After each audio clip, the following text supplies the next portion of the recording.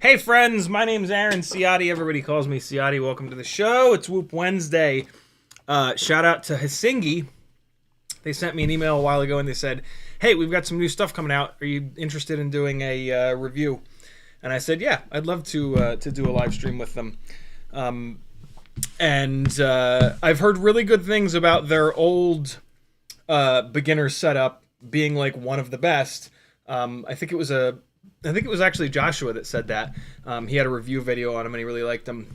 And so yeah, I was it's a little bit different than what I normally do, right? We spend all of our time diving 1,000 miles deep into these like ultra customized, absolute best performance possible builds. It's easy to kind of forget that, we started off, everybody's got to start somewhere in FPV, right? And like, it's a good thing to attract more people to it, right? More of our friends, more of our family. My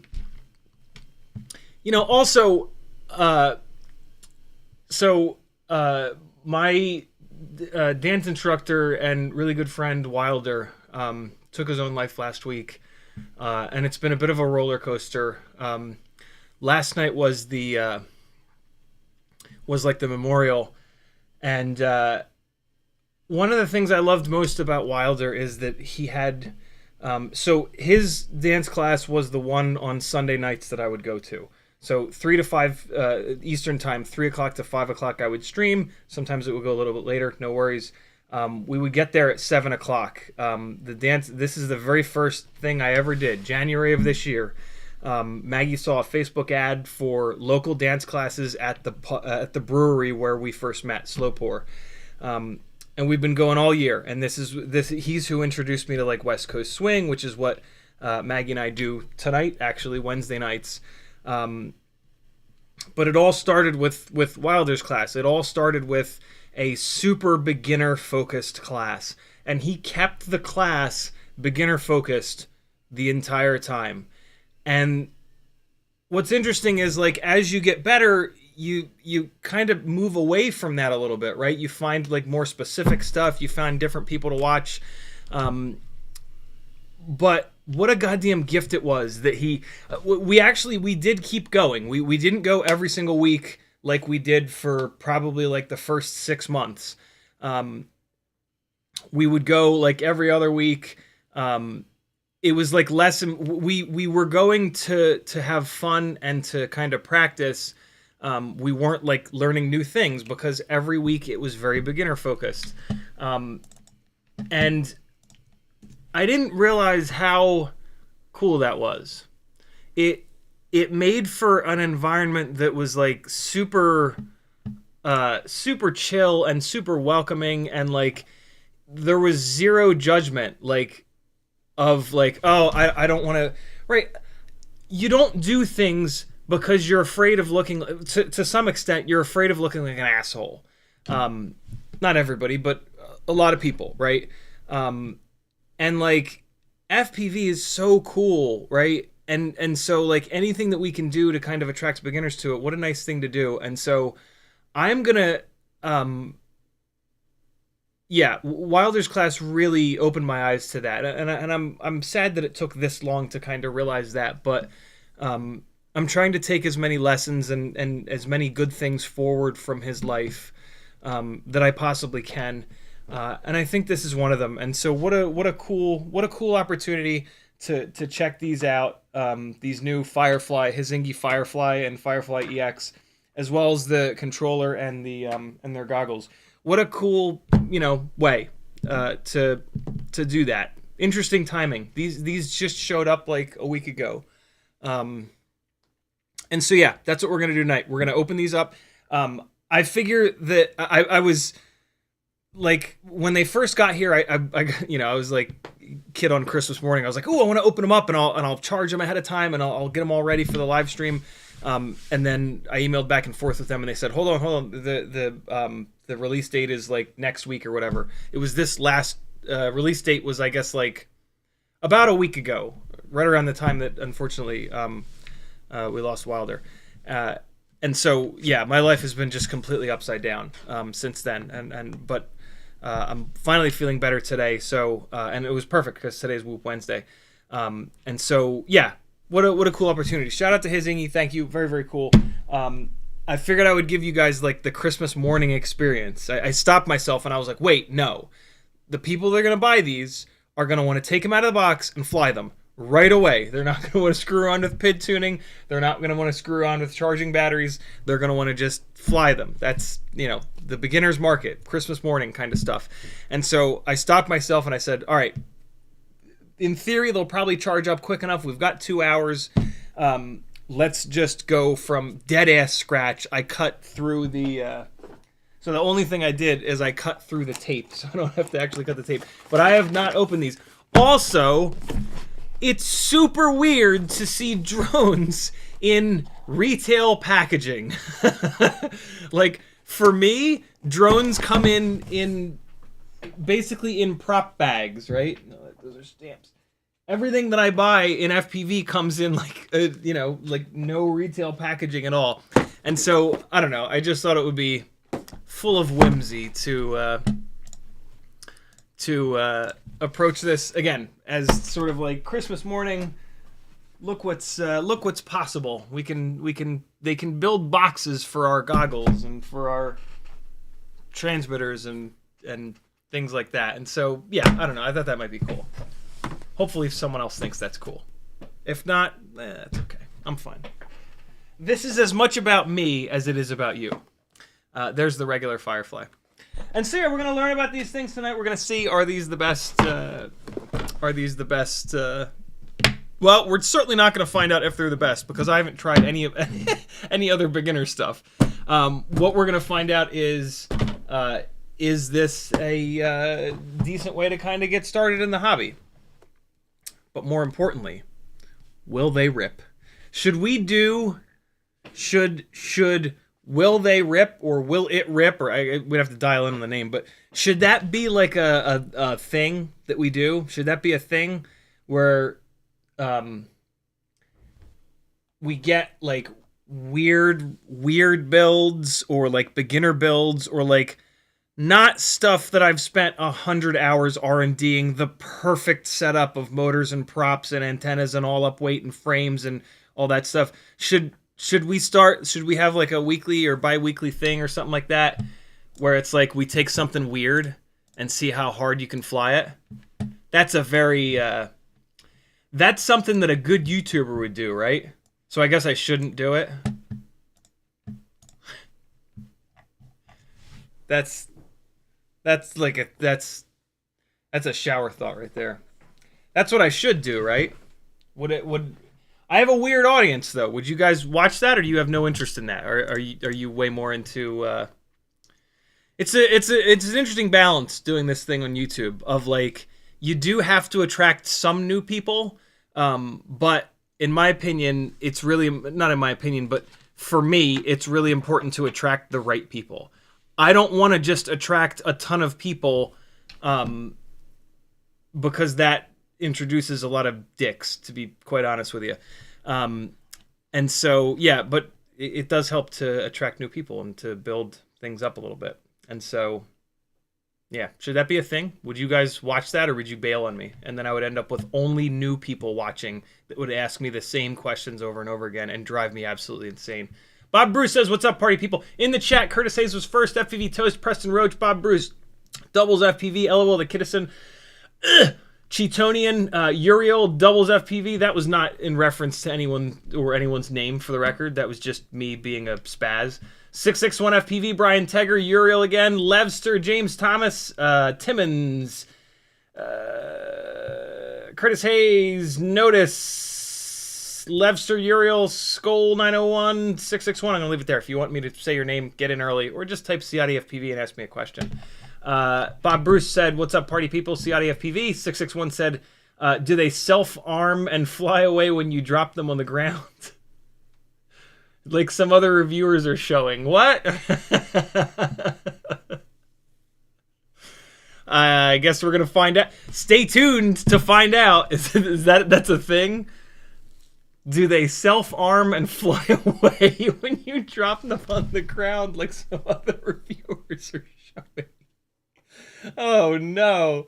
Well, we're flying them in the basement, so I don't know, that could go I guess that'll go good because they won't fly away forever, but it stay tuned to see if I get my hands chopped up by yeah, we'll find out. James Thomas says, "Happy holidays to you and Maggie and all the fam." Thank you, dude. Speaking of, hold on. Was that you? Where was it? There was an email that I didn't see during the last live stream that I was horrified that I didn't see. I was very upset at myself. Where is it? Where is it? I certainly saved it. Am I in the right inbox? Shout out to ADG for joining the Patreon. Welcome to the Gangly Gang, ADG. Thank you so much for your support. CiottiFPV.com has all the ways that you guys can support me. Patreon helps me out the absolute most, and you get the most benefits. So join my Patreon. It'll only cost you $3 to get into the general admission side of it. You'll get a couple of Facebook groups. You'll get full Discord access. You'll get a link to a YouTube playlist with like sketchy flying, half-done edits, really cool unlisted stuff, Patreon-only live streams, and you'll be in the Gangly Gang. And I mean, do you really need more than that for $3 a month? If you're addicted to gambling, or if you'd like to be, to get a little bit more addicted to gambling, the $5 and up tiers enter you to win giveaways that I do the first Monday of every month. So this coming Monday should be a giveaway stream, I believe. $5 a month will enter you to win Tiny Whoop and Toothpick stuff. That's only $2 more than the general admission rate. You might as well. Because when you win something, it's like $40, $50, $60, $100 worth of stuff. $10 a month tier. If you, I do this so that if you only fly Tiny Whoops, you can only enter to win Tiny Whoop stuff. But if you only fly Tiny Whoop stuff, but you decide like, yo, Ciotti's worth $6 a month or $7 a month, you can do that. You can join the Tiny Whoop tier and then change the dollar amount. You can change to whatever you want. But if you go on the $10 a month tier, you'll be entered to win 3-inch micro brushless and Cinewoop parts. $20 a month tier for 5-inch parts. There's even a $1 a day tier that will enter you into all three of those. So however much you want to support me, you can. Lots of different ways to do it. Jump on CiottiFPV.com, click some buttons, friends. There is an email. My email is an absolute and utter war zone. Maggie and I got in like 20 minutes ago from Wicked Westy. Here we go. This is the email. This came through during the last live stream, and I'm so sad that I didn't see it. But Jason Price, thank you so much, dude. Jason Price sent $100 over on PayPal, and the note that he left is, "Thanks for all the tips and tricks and good times. Peace." Jason, thank you so much, man. That is amazing. What an awesome early Christmas present. It is my pleasure to help you guys through FPV, build better, fly better, all that stuff. Thank you so much, dude. All right, cool. And I have Kevin Smith. Thank you for sending me and reminding me about the M1.4 by 4 screws. He sent me a link to McMaster Car, but whenever I order hardware, I'm a cheap bastard and I get it on eBay.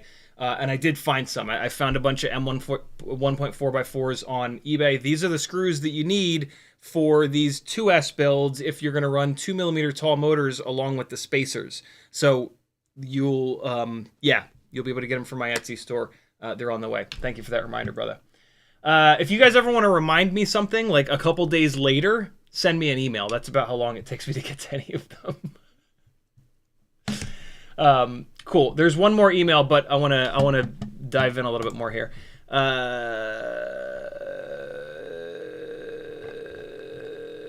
YouTube did the thing, trying to find my place. Uriel says, good thinking. Thank you, dude. 661 says, I'm really interested to see if yours does the thing where they self-harm and fly away when you go to set them on the ground. Very dangerous. Interesting. I mean, I don't know how dangerous it really is. They have prop guards and they're brushed. So, yeah, I mean, nobody's really going to get hurt, but, like, that would suck to buy a beginner rig and have it fly away on its own, and then you're like, okay, I guess FPV is not for me. So I'm super interested to see if it does that too. Cheetonian says, will thy rip? Bob Bruce says, that sounds like it could be fun. This is in reference to me saying, like, should Will It Rip be, like, a series idea that we do. Uriel says, what it is, it is. Grey Hat says, I just put skirt motors on my Mobula 6 Eco, gonna run biblades. Very cool. You'll love that setup. Every Day with Bruno says, sorry if it's an ass, but how do you feel about the Emax Nano Scout? I have not had a chance to look at the Emax Nano Scout yet. Let's not do it on this live stream. Let's focus on the Hisingy beginner stuff. I'm pretty sure that Nano Scout is like a beginner-ish rig. We'll dive into it on Friday. Do me a favor, Bruno. Ask me again on Friday, and we'll pull it up and we'll dive into it. But I think this is going to be some time here, so let's get into this. Curtis Hayes says, but does it freestyle? Works for Infinity Loop, so it would probably work for you. I would watch it. Okay, I mean, I obviously wouldn't just rip off his exact thing. It's interesting that he's already kind of doing that. That makes me kind of feel like I'd be ripping him off anyway, which I absolutely don't want to do. Whatever. James Thomas says, where can we get the motor spacers or maybe the thickness so we can make them? The thickness is 1.2 millimeters. Timmons is actually making me a bunch of those spacers. Very super, super, super cool of him. So I will have them at some point here. If you need them right now, today, all you got to do is buy a Meteor 65 or 75 airframe. Those both come with the spacers that I've been using. If you are absolutely desperate for a set of those spacers, buy something from my Etsy store and leave a note on your order. And also, like, shoot me a message on Instagram or email me or something like that. And I will hook you up. I have a couple extra sets. I have like 1 or 2 extra sets. So yeah, if you're totally desperate for them right away, I got you. If you can wait a week or two, I will have them on the Etsy store. You can just go on there and order them. But if you want to get them ahead of time, you gotta get something else from my Etsy store. Matter of fact, you got to get 2 things from my Etsy store. Minimum $10 order on Etsy store. And if you do a $10 order and you put a note in saying that you need those spacers, you'll get them. How about that? $10 minimum, and then I'll throw them in for you. This is a business here, you know. I got to do something. I love helping everybody out, but sometimes I got to do something to keep a never-ending supply of food in these children's mouths. How do they eat so much food? I know I ate that much food. How is it possible? How? Demo FPV says, what's up, everyone? Timon says, I'll get those motor spacers sent out this weekend. Dude, amazing. Do you think there will be a need for a thinner spacer? No. 0.8 millimeter versus the 1.25. If anything else, we almost want even higher of a spacer, but then the M1.4x4s won't work. The beta FPV spacers, which Timmons measured, they're 1.25. They're perfect. It's just enough, but not too much. So yeah, 1.25 is the move. The M1.4x4 screws work perfectly with it. Away we go. Uriel says, does the girl in-house want to test it also later? I think it's for kids. Everybody's asleep. So yeah, I will, outside of the live stream, nobody else in that house has ever showed any interest in drones. I will see if Azalea wants to, but don't hold your breaths. And I'm just not the kind of person that like forces stuff on anybody. That's just not, that's a great way to ruin something, right? Is to like force somebody to play a sport or do a thing or whatever. Not always. Sometimes they fall in love with it and it's great. But like I don't want to do that. I don't want to force something on the kiddos. Grey Hat says, as heavy as that rig is, will I still need a motor limit on the skirt with 1210s.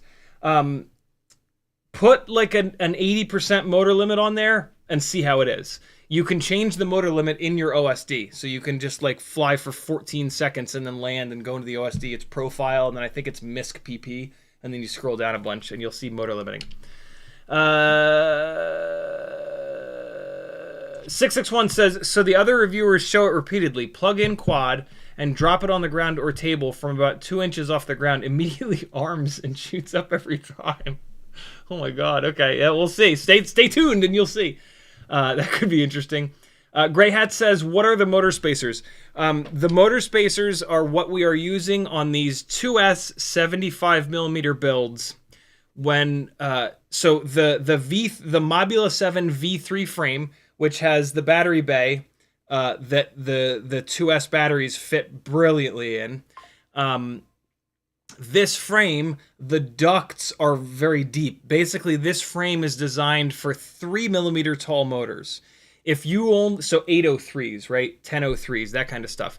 If you run a 2mm tall motor like a 1002 or an 1102, which make tons of power for this new magical 2S 75 build that we're doing, the tips of the propellers hit the supports in the ducts when you turtle mode, and it mangles the shit out of the propellers. So the Air 65 and Air 75 frames have been coming with these little spacers, little 1.25mm motor spacers, that if you run that spacer in here with M1.4x4 longer tiny whoop motor screws, which most of you aren't going to have. I have no idea why I have these M1.4x4 screws, but I've been saving every screw that I've gotten with every FPV part for the last 8+ years, so that's why. It boosts the motor up just enough where the propeller blades don't hit the duct, and it's awesome.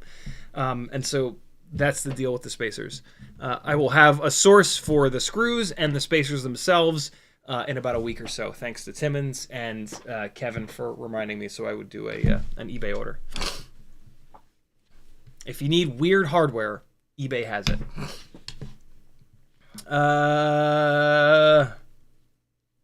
Borkbit says, got my black ORT. Thanks. You're welcome, dude.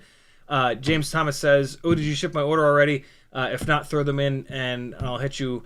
I don't know, James. I'm still today was still a little bit rough. Way better than the last week has been. But yeah, I was really hoping to get everything shipped out today, but I had music on and a couple songs came on that made me think about Wilder, and I just went down the I went down the hole, and it took everything that I had today to I really didn't want to go and dance. It feels very weird, and it just kind of took like everything I had to actually go do this. But I know this is what I need to do, and a lot of the people at the memorial yesterday, I did not know that he had such an impact on.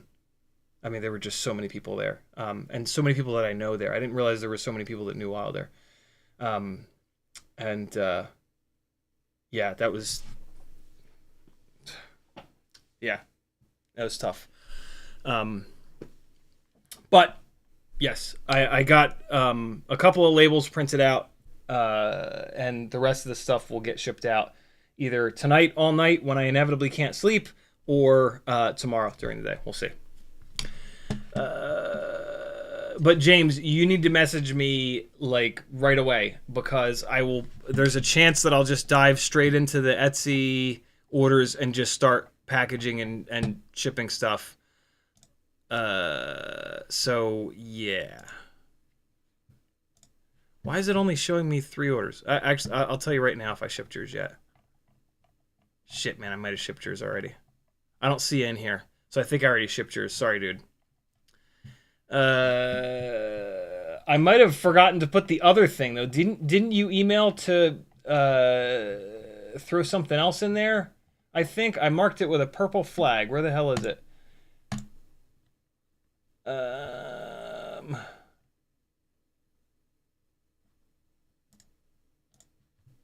I might have forgotten to throw something else into your order. We'll work it out. Demo FPV. Wait, no, hold on.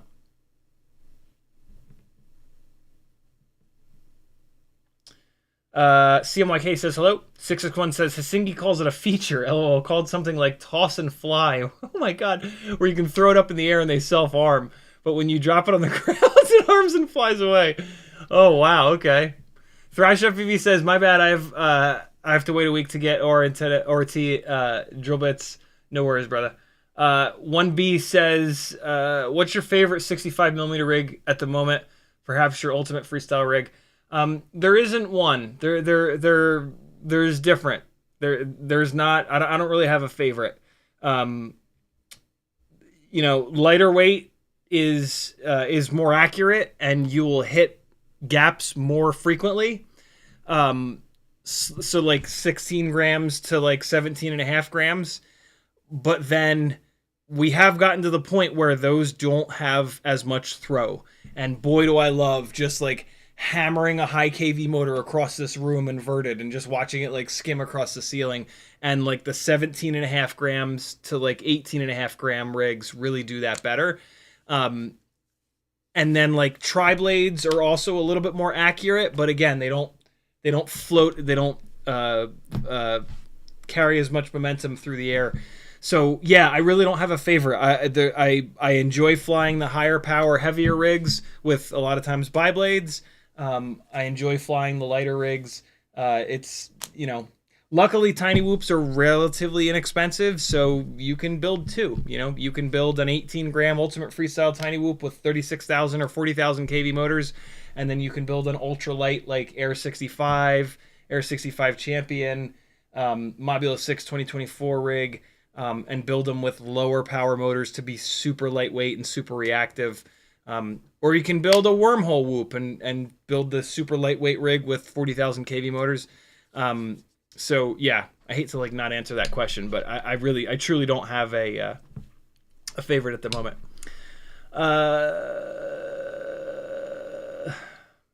Tibbin says, which 75mm frame works best when using two 1S batteries? I don't think any of them do. I don't think any of them really like that. I was thinking about doing that to go 2S, but then I don't know of any frames that'll really allow you to do it. I mean, you can just cram two 1S batteries into a frame and like hope for the best. But none of them are really set up for it. Although I just did this on the Mobula 7 V4 frame, and like, that's not bad. Those are actually staying in there pretty good. Gray Hat says, is a 3D whoop possible? It might not be, because the 3D props, when you spin props backwards, they only make 1/3 of the thrust, and whoops don't make that much power, so you would have to do like 40,000 kV motors. And yeah, it would be tough. Yeah, man, they fit in there totally fine. So this is a Mobula 7 V4 frame with the extra supports cut out. When you do that, and if you were to do this, you would have to run the beta AIO that does not have the USB port sticking out the bottom. Although, I mean, I'm willing to bet that you can just also cram them into the V... Oh, no, okay. So... yeah, no, they won't work. I think I tried this in the Mobula 7 V3 frame, and I was like, nah, that won't work. They just fall right out of there. And I mean, you could shim them up with some tape or something like that. You could make it work. It almost fits in there. The sort of the problem is they're not wide enough. They're like a little bit taller, but they're not quite wide enough. So they have the potential to like, see that? You don't necessarily want that. So you would really want to figure out a way to shim them up and get them tight in the battery bay. On the only frame that I've done that with is the frame that's designed to do that, which is the Newbie Drone Cockroach 75, the old school one, although the new school one probably has it as well. It comes with a carbon fiber brace and these little TPU pieces, and if I hold it just right, you can kind of see the TPU pieces allow you to run one battery on top here, and then one battery down in there, in like the valley of the frame. You see it? Right down in that little valley there. So yeah, this frame is specifically designed for it, and they fit perfectly in there. They don't fall out. They don't rattle around. But unfortunately, the old version of this Cockroach 75 frame was very brittle. This frame material was super brittle. You can almost hear it, right? The Acrobee BLV5 that Newbie Drone just put out comes with a new version of this frame that is a much better plastic. And so this frame is kind of maybe sort of viable. What I don't like about it is the carbon fiber brace, which you have to run. So I won't be going down that road, I don't think. Maybe, but it's not like, it's not like on the top of the list. But what is cool is it allows you to run an AIO that does have a regular USB port. So if you can get your hands on the new version of the Cockroach 75 frame from Newbie Drone, it is specifically set up to do that, which is a really cool setup because you just use all your same batteries that you've already got from your 65mm rig. So yeah, pretty slick setup. All that being said, I believe the Tiny Whoop 2S 300 mAh batteries are lighter than double 1S BT 2.0. Well, I just realized that's annoying. BT 2.0 is 1S, BT 3.0 is 2S. It should be BT 1.0 and BT 2.0. 1S and 2S. Two of these weighs 16.7 grams. One of these amazing little Tiny Whoop 300s. So 16.7 versus 15.08. Yep. So you're saving almost 2 grams by running the awesome little Tiny Whoop batteries, and it allows you to buy another new connector with the BT 3.0, which is kind of annoying. That's the other cool thing about the double 1S battery setup, is that you don't have to go down the BT 3.0 rabbit hole. So yeah, you could absolutely make these two batteries fit into the Mobula 7 V3 and V4 frames. You would just have to do a little bit of something, something. Fits really good. I'm really shocked at how well it fit in this frame. This is the V4 frame with the upper battery supports removed. Grey Hat says, toss and fly. Yeah, let's make a beginner drone with a feature of one of the most dangerous stunts in the hobby. Genius. Earthwalker says, Preston Roach need to add Ciotti so it highlights it for him. James Thomas says, yeah, I added 2 modded ORTs. Yeah, I think I forgot to throw them in there. That package should already be on the way.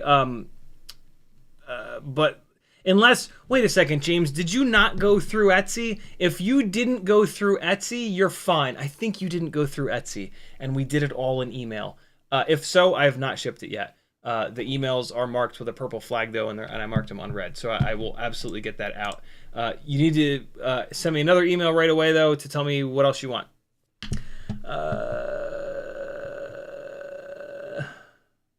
Grey Hat says, will I notice a difference in power on Air 65 going from Beta FPV 27 to Happy Model 27, 1000 kV?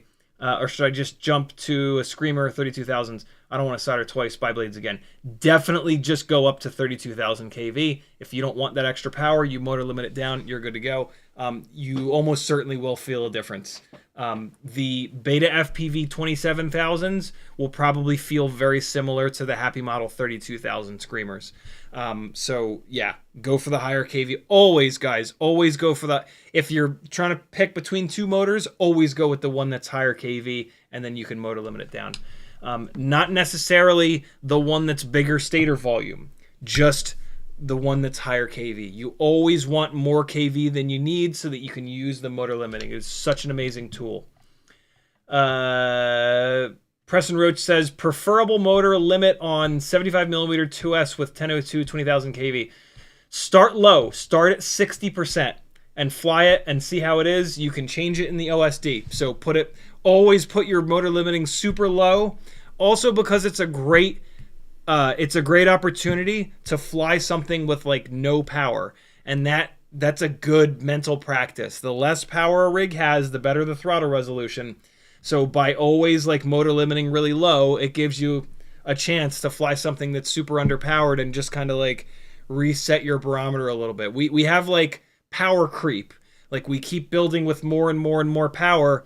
It's easy to get like lost in that. It's good to hit the reset button from time to time and fly something with no power.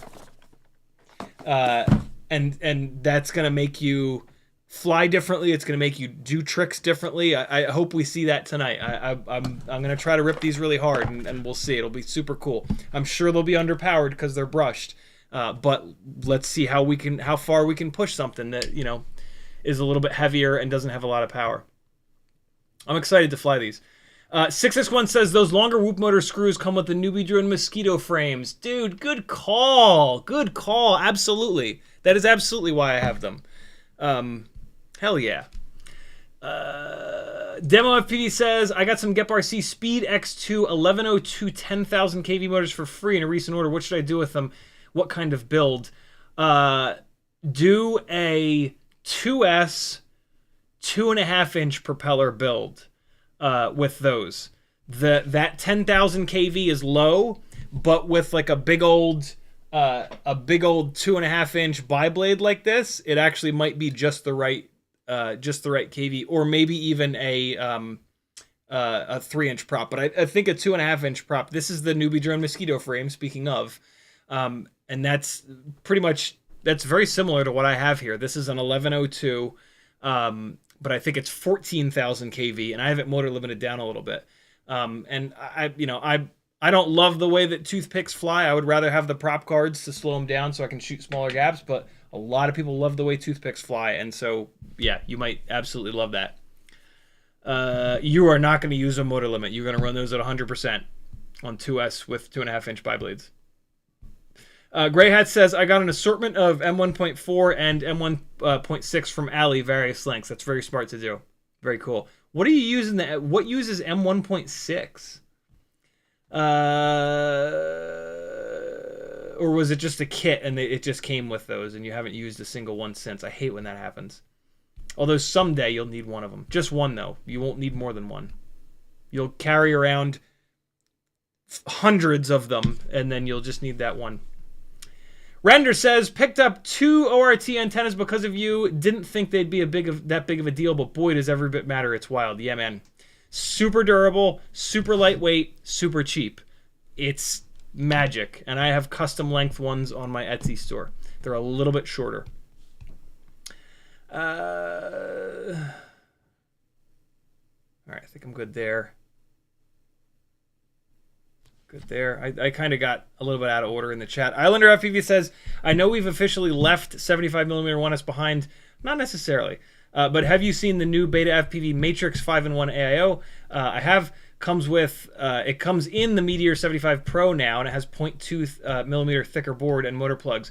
I didn't know that they put a thicker board in it. That's super interesting. I wonder if that has helped with what has been plaguing Beta FPV's new boards, which is the UFLs popping off as soon as you try to unplug the antenna. Like a lot of times the first time that you try to unplug your antenna.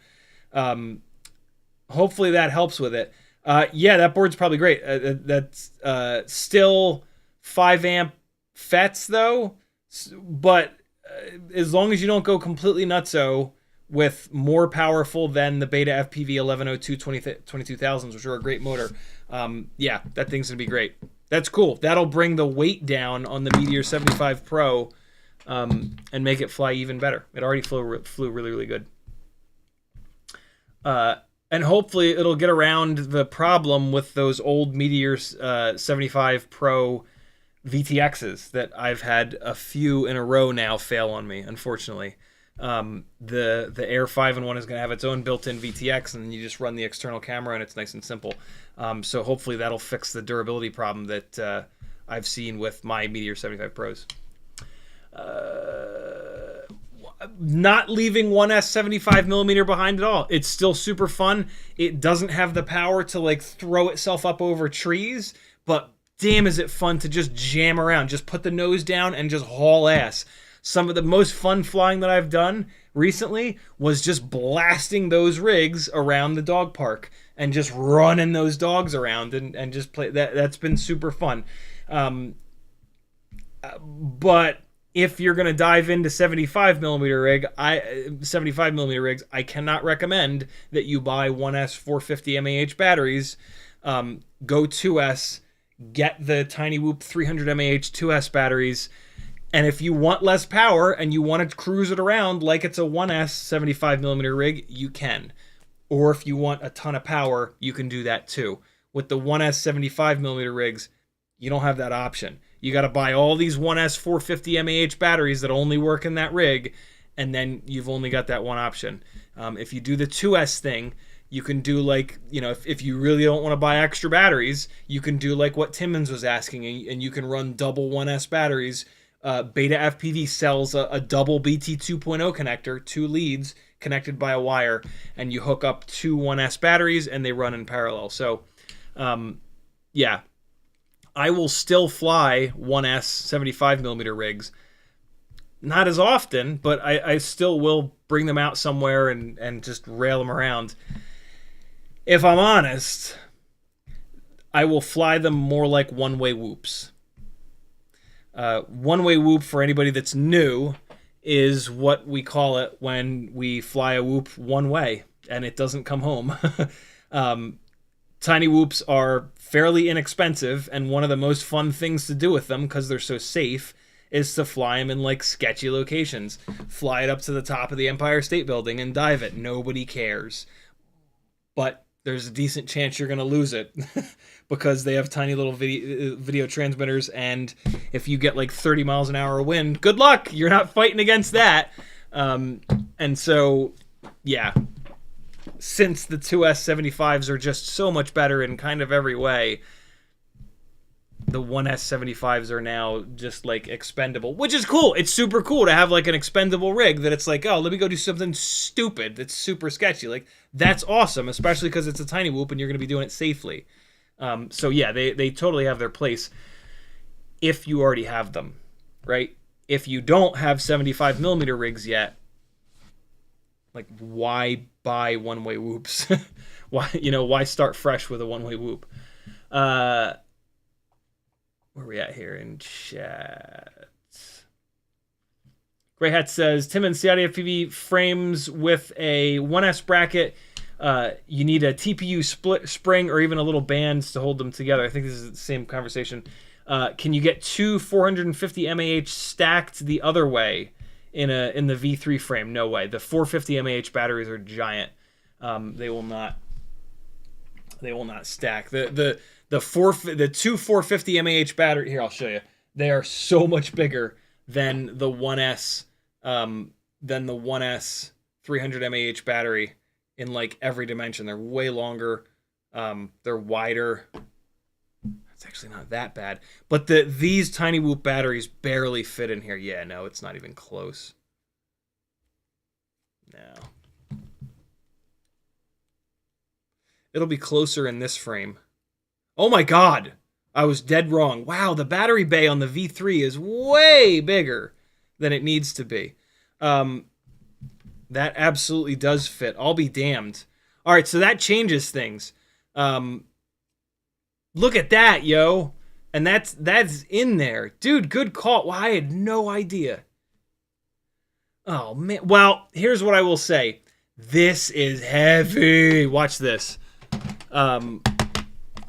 Yeah, so the Tiny Whoop 2S battery is for weight savings. 2 grams lighter than doing double 1S batteries, and 2 grams is real. So if you want the real performance, this is the way that you're going to do it. To really show you the weight difference, these two 450s are 24.7 grams versus 15.3. So yeah, that's going to make a massive difference. One of the reasons why these analog 2S 75mm rigs are so mind-blowing is how lightweight they are. The BLV5 is this, but a lot heavier, and it's okay. It was fun to fly. These are ridiculous. This is like outrageous when you build this 2S analog rig up in its lightest possible version. Adding 2 grams to this, it would change it. it would change it. There's a special kind of magic right here with how light this is and how much power it has. The lightness, it helps it shoot these tiny little gaps and change direction very, very quickly. But then the horsepower allows you to generate a bunch of momentum and throw. And you would lose that super, super, super agility by gaining a little bit of weight with this. It wouldn't be like a total deal breaker with double 300 mAh batteries. It would probably still be very awesome. But still, if you're really looking to blow your mind, the BT 3.0 setup is insane. It really is. I haven't been as impressed with a drone since the 36,000 the 32,000 kV motors. Actually, the 36,000 kV motors, it was like, yeah, okay, this is even cooler. And then the 40,000s were like, oh my god, my head's on fire. But yeah, it's the 2S analog thing is manic. Borkbit says wrap battery with a rubber band. Yeah, you could make them fit securely super easily. There's a million different ways you could do a rubber band, a little bit of electric tape, a little bit of cloth tape, a little bit of foam. You could sneak a little bit of foam in there. Million ways to do it. The trick is going to be finding a way to do it that's not like permanent, because you still want to be able to use these in your 1S rigs. But yeah. Grey Hat says maybe we can make an X8 whoop and then run half the props upside down to fly it 3D. That'd be interesting. I wonder how you do that. I don't know how you would do that in Betaflight. I think you'd have to run like 2 instances of Betaflight. Grey Hat says BT 2.0 2 pins, 3.0 3 pins. Right. Yep. That's why they call them what they call them. Grey Hat says, I'll be making my 2S rig XT30 and not losing 1 second of sleep over it with the power these things have. Yeah, it is pretty wild, the amount of power that they have. Titan says, what's the weight difference between 2 BT 2.0 versus 1 BT 3.0 on the Whoop then? 2 grams. Oh, the connectors themselves are going to be a little bit different in weight too, but it's probably going to average out. The size of 2 BT 2.0 connectors is roughly the size of 1 BT 3.0 connector, so that'd probably be a wash. 1B says, how would those low-pitched tri-blades do on a 40,000 kV rig? They would make tons of power, and you'd probably want to motor limit it down just a little bit, if I'm honest, because they make a lot of power on this 36,000 kV rig. James Thomas says, yep, email it was. All right, awesome. Mario Bean says, hey man, did you ever throw that Super X HD in a build? I did not, because I have had so many of the Walksnail Light VTXs fail, I don't have any extras. I would have to take apart one of the 1S rigs to steal the VTX out of it, and every day I get closer to doing that, but I haven't done it quite yet. I will at some point. Curtis Hayes says, have you seen the new TBS AIO? It's 1 to 2S 7 amp Crossfire built in, OSD chip. Man, that's a shame it's on Crossfire. What the hell did they do that for? Why would they not put it on Tracer? At the very least. I still wouldn't buy it, but that's great that they're doing it. It's awesome that they're 7 amp FETs. It's awesome that it's 1 to 2S. The fact that it's on Crossfire is kind of insane, especially because the little lightweight, shortened up Crossfire antennas are awful. ELRS outperforms them like, times a million. So yeah, that's for anybody that hasn't gone to ELRS yet and is still on Crossfire. Yeah, okay, but not for me. The decrease in latency with ELRS versus Crossfire is for sure noticeable, and for what we're doing with these rigs, with these whoops now having so much power, latency does matter. That is one of the things that I really pick up on between flying the Walksnail Freestyle rig, the HD0 rig, and the analog rigs. It really has become super obvious that latency does matter with tiny whoops. Arguably more than with any other rigs, because tiny whoops are just like left, right, left, right, left, right, left, right. You're flying inside the house. They got lots of power now. There's all kinds of fucking couches and shit in the way. 661 says Mobula 8 motors are 3-screw, 1103, 11,000 kV, and use M1.6. Oh, happy model. Why would you do that? Why would you make them use M1.6, you jerks?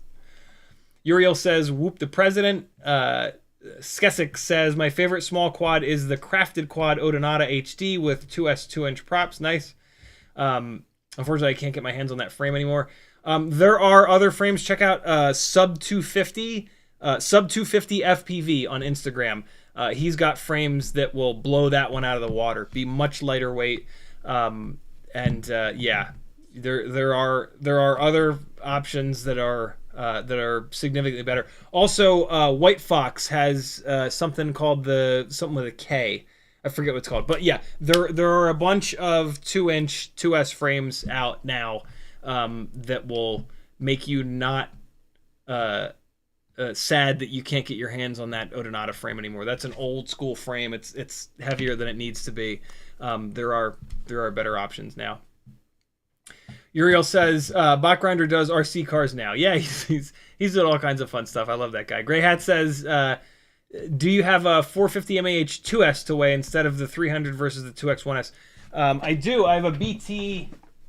I'm not gonna re-weigh everything, but I have a BT 3.0 Beta FPV 450, which is ultra heavy. I've always been blown away by how heavy this battery is. I think it's this big ass chunk of plastic here. This guy is 26.85 grams. So now I've given you guys all the weights. And you can decide which direction you go. I really dig BT 3.0. It's so nice to have everything in that one plug, and it seems to be pretty light. Uriel says, with the Hisingy, you can do a stunt for views. Never mind, I got it confiscated. David 4F says, long-time watcher, haven't been in a stream in a while. Is there a video or somewhere you posted the build for that 2S? I have a couple of some of the most recent live streams from the last couple of weeks. I've had live streams focused on each one of these.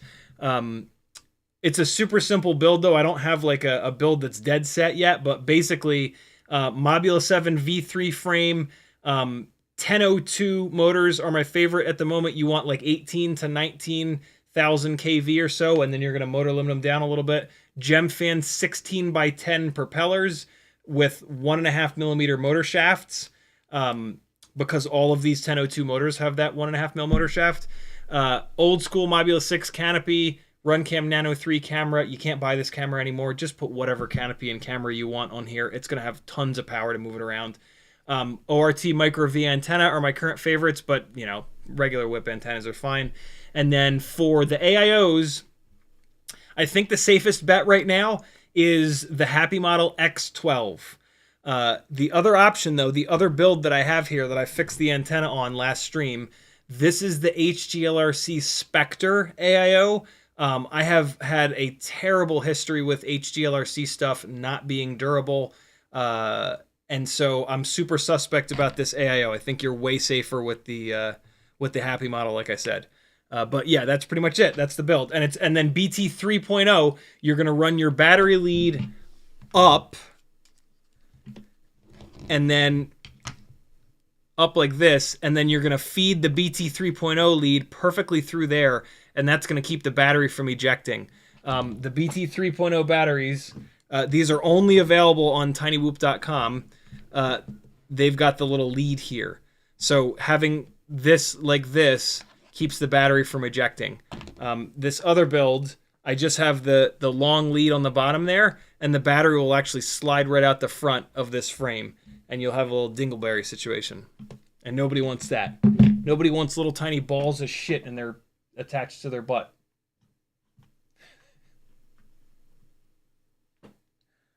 Too much? Too gross? Just gross enough. Grey Hat says, are there any 5-inch biblades worth trying before besides the Ethics PB&J? Boy, I have no idea. That's a question for the long-range crowd. Long-range hooligans, I think, is still the spot to go on Facebook for Facebook groups for that kind of info. 661 says PH 2.0 and BT 2.0 have 2mm pins versus PH 1.25 has 1.25mm pins. That's why it's called that. No clue why BT 3.0 is called that. Maybe the pins are 3mm, but okay. The confusion continues. 661 also says, yeah, the Happy Model Mobula 8 motors are the biggest motors that I know that use 3-screw mounting pattern, so 1.6 makes sense for a big 1103 on a 2-inch prop. I guess, but man, that's super annoying because those M1.6s are going to be struggling to fit through stuff if you want to use those motors on anything other than the specific frame that they are putting them on, right? That's what drives me nuts when these manufacturers make a specific rig and they change the standardization for just that rig. It's like, dude, no. Now nobody can use any of the things from that rig on anything else. Stop it. But they're doing it to get a little bit more strength, I guess. I don't know. Euro says, did you miss Bot Grinder Whoop Harris and they took his shit ETS? What? I thought that was... He didn't actually do that. I think I saw that thumbnail, and I assumed that it was just a joke. He didn't. It must have been. There we go. Oh no, Timmons spelled my name wrong, so it didn't light up in orange, but I just happened to see it. Timmons says, is there a 1002 motor available that wouldn't require motor limiting? Yes, there are some 1002 14,000s. I think that's what the RC in power is. 1002 14,000. You could run that at 100%. There are also some 1002 15,000s, I believe. But when I motor limit these 1002s, when I get the motor limit to the point where it's the equivalent of like 16,000 to 17,000 kV, that's where they feel really good. So that 14 or 15,000 kV 1002 at 100%, it's just not going to have quite enough RPM. So I still recommend that you get the 19 or 20 or 18,000 kVs and then motor limit them down. What's up, little dog? If we ever get some other propeller options and we get some lower pitch propeller options, you'll be thanking me because you'll be able to just turn the motor limiting up on that lower pitch prop and get the power back. Whereas if you're stuck at 100% on a 14,000 kV motor and a really cool propeller comes out that's really low pitch that you want to try, it ain't going to make enough power. It's going to drive you mad. Can you tell that that's happened to me 1,000 times? James Thomas says, Tiny Whoop had iGauss in stock 3 days ago for like 12 seconds, I heard. I couldn't even hit the button fast enough. Jesse just needs to order 1 million. Jesse has an open order with Happy Model for as many of a lot of his motors as they can ship him. It has nothing to do with Jesse. It is 100% Happy Model's deal. Jesse orders as many as they will sell him every single time. Titan says, did you see the new Emax battery connector? I did a while ago. They sent me some. I don't know of any batteries that have it. So I didn't really do anything with it. If you want to try them out, I'll actually give them to you, really. Blue Sky FPV says, I have a bunch of 1002, 23,500. What kind of motor limit? 70% or so. I would start at 60%. And that you might not move it up from there. But yeah, start at 60 just to be safe and then creep it up till you got all the power you want. All right. Look at that. 1102. Took me almost exactly an hour to get caught up on chat. Sounds good. That's about right. Hisingy Firefly. Cliff Field with a 10 New Zealand dollar super chat. Thank you, brother. He says, have some of my money and thanks. You're certainly welcome. Thank you for supporting me, man. Hisingy Firefly and Firefly EX. They've also sent me the TX50 controller and their ARX 300 FPV goggles. We are going to do the full Christmas morning deal. All I've done is cut the tape on these to make them easier to open. I have not opened these. I've not charged anything. I don't know what kind of batteries they need. I'm very curious. I guess we should do realistically, we should do the goggles and the transmitter first because there's a potential that they need to be charged and or need batteries put into them. So let's do the controller first. Looks like this one is TX50. It looks just like the Beta FPV Lite. Well, I mean, to be honest, it looks just like all of the little small intro controllers, right? They all kind of look pretty simple, pretty similar. you know, the gamepad style controller. So let's see. But hold on.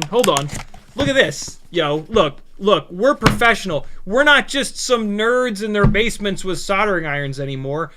FPV is a thing, and look, there's retail packaging. This could like sit on a store shelf. Look at this. There's recommended ages. Let's see, what does it say? What's it say? Enjoy the fun of FPV with Hisingy. Modular design. Look at that. Easy to fly. App tuning. What? That's interesting. App tuning. App as in like application, like on your phone. I'll be damned. 661 says, doesn't the quad come with a controller? I don't know. I just got, you know, a box with all these things, and I saw that they were kind of separate. So I don't know. Maybe they make a kit that has, you know, the quad with the goggles with the controller. I'm not sure. But yeah. FPV made easy copter. Learn to fly in minutes. Hisingy. Minutes. Come on now. Come on. It's not minutes. Come on. Say like learn to fly in 6 months. No, I mean, I would say like learn to fly in a couple weeks. I think that's a little more realistic, but you know, that's not good marketing there. Learn to fly in just 8 short years. All right, let's see what we got. Custom cut foam. 661 says, I heard you can fly it with your phone too. That's gnarly. What? Maybe we'll try that. Maybe not. Little instruction manual and like a fancy little bag. Look at this. All right, so let's get it out of the little foamy here. Let's see what we got going on. Oh, it's small. Yeah, it's small. Tiny little like PlayStation, Xbox style jibbo jabbos, a little power button.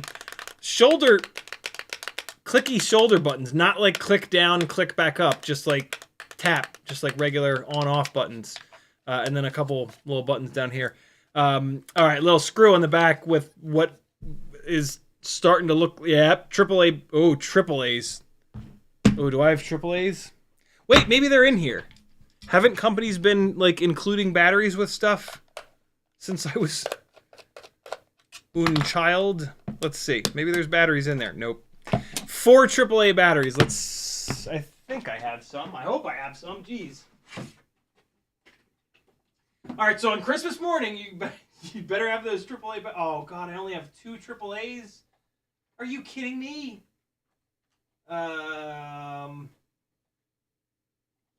Oh no! No! Hold on. AAAs, huh? Where do I have some AAAs?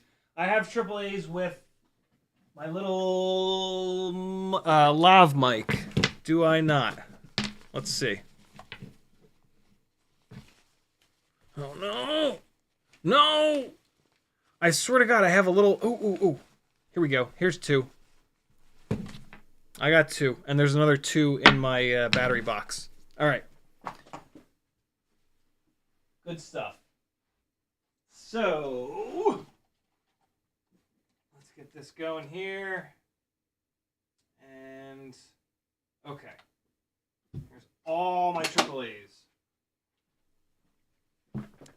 So, let's throw these in. Hopefully all 4 of them are charged. And, all right, we've got a transmitter. That's kind of interesting. They put a little latch here, but then they also have the screw. So, in theory, you can just ignore the screw. Screw won't come out of there, whatever, I'll screw it in. Wait, no, actually, I'm going to have to take these batteries back out, so I am not going to use that screw. Just leaving the screw out. It doesn't fall out. That's kind of nice. I've never seen that before, the screw and the latch. It's actually kind of great. Huh, good for you. Little instruction manual that we obviously won't read. There we go. There's the controller.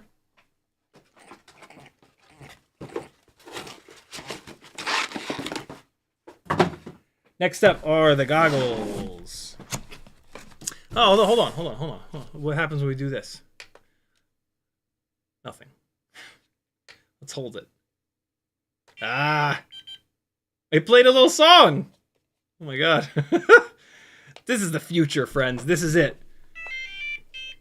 This is the future right here. I'm telling you. Alright, so then we've got the ARX 300 goggles. Again, learn to fly in minutes. Record your FPV adventure, so they must have DVR built in. That's pretty cool. They also have a modular design. It says, be unique. Oh yeah, look at this application. Oh my god. There's all kinds of stuff in the application. It's like showing you different screens. Yo, I mean, it'll be really tough for me to show you my phone. Oh my god, the app is like a game. Level up your game, level 10, level 20, level 30. It talks about it up here. Unlock rare achievements. #1 player, ace of aces, liftoff. Yeah, this one says, yay, crash. Heart of Steel, fledgling warrior. Oh, yo, that's hysterical.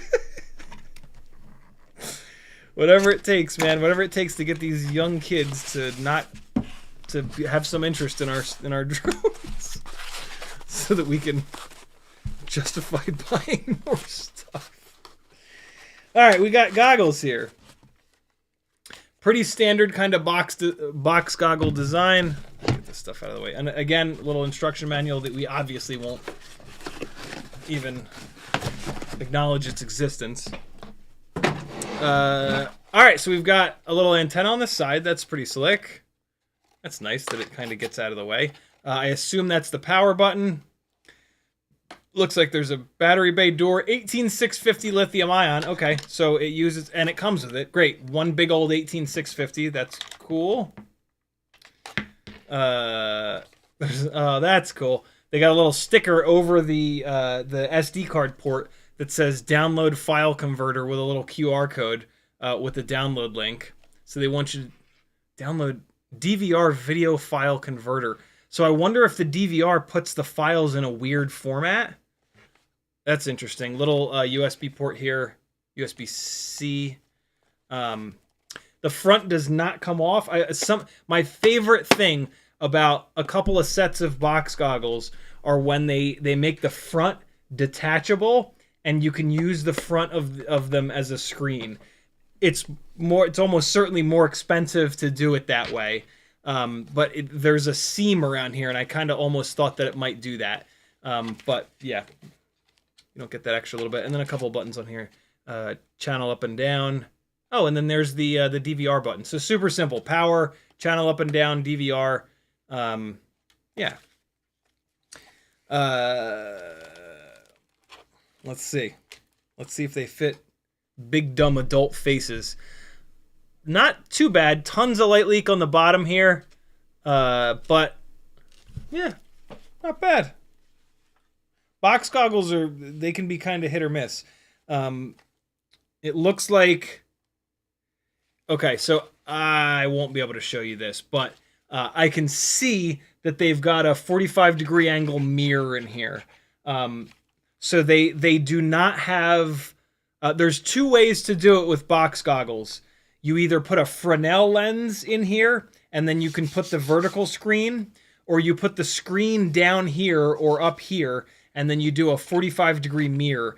What this is doing is it is artificially pushing the screen farther away. You can't focus this close to your face on a screen for very long before your eyes start to get really tired. I guess as a kid you probably can, but it's also not great for your eyes. And so yeah, they've done the 45-degree angle mirror kind of thing. It looks like it's this direction, but it could be an optical illusion. So yeah, that's fine. I mean, that's just how box goggles kind of work to create the bigger viewing distance. Okay, I'm gonna plug these into USB-C just in case they're not charged. But I mean, we're not gonna fly it a ton, so whatever little bit of charge they've got is probably gonna be just fine. But they are plugged into USB-C now, and there's a little red light on the bottom that just came on. See it down there? So that's how I know they're charging. Cool. Firefly, non-EX. We'll do the EX second because it's bigger. It's a bigger box. So this is the Firefly. Fly anywhere at any time. Feel the thrill of the immersive indoor FPV experience. I love it. It says Bluetooth. I guess that's to hook up to the application. Yeah, it's talking about the App Store here. Journey starts here. Looks like it comes with a quad, charging hub, and a battery. The battery is 27 grams. The quad is 86 grams. That's a heavy tiny whoop. 86 grams with brushed motors. This is going to be a challenge to rip. What else? Flight controller, Bluetooth configurable. Flight controller ESC. VTX 3-in-1 with 4 LEDs. Chassis, propeller. It's got biblades, which I kind of like. Fuselage. Oh, they call them coreless motors. All right. What do we got here? Look at this retail packaging, man. They've got it. They've even got it thingy down to the thing. I actually feel like it's Christmas morning opening a Nintendo 64. Somebody just went, "Oh my God, I remember opening my Nintendo 64 back in the 1900s." So there it is. Those are big propellers, aren't they? Are those 2-inch props? I think so. I think these are 2-inch propellers. It's a pusher. Here, I'll tell you right now. Oh yeah. Yep, 2-inch biblades. What else can I tell you? A little cover for the camera. That's fun. Pop that off. Looks like a standard little FPV camera. No adjustable up tilt. Looks like it's locked at maybe 10, maybe 15 degrees there of up tilt. Nothing hanging off of it. No antennas just hanging off the top all janky like we usually build. And then big old battery bay in there. That is a big ass battery. Wow. Okay. That is a big battery. The duct design is pretty cool. I don't know. It's big and heavy, but hey, pretty much every beginner rig is similar to this.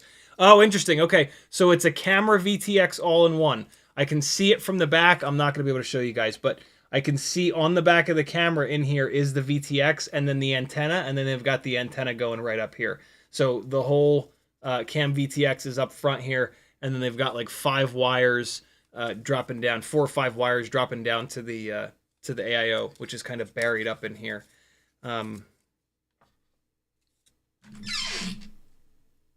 Okay, Phillips head screws 1, 2, 3, 4 buried down in there. I had to kind of look down there. So yeah, if you were gonna pull it apart, it looks like you just pull this cover off, and then you'll have access to the AIO. I don't think we're gonna go there though. We're just gonna see if it rips. They've got a little battery connector, a little cover on the battery connector here. I think they have to do that for like legal reasons, and it's unfortunately a PH 2.0. I wish they'd been able to get like an A30 or a BT 2.0 on here, but yeah, we're PH 2.0. This battery is, wow, 950 mAh 1S battery. Holy cow. That is a really high mAh 1S battery with a little springy piece of plastic on it, which I'm sure is gonna snap on in there. But let's get this into the charger. This is probably the charger here. Yep. The charger is USB-C, just like the goggles. I do not have another USB-C. I will use a little battery backup, phone battery backup thing. Hold on.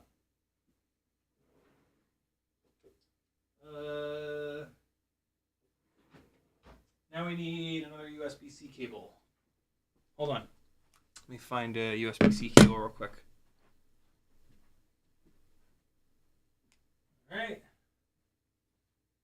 Again, I did this on purpose to give you guys the actual Christmas morning experience of chasing down USB-C stuff. Although it probably has some charge in it already, but we still want to get it.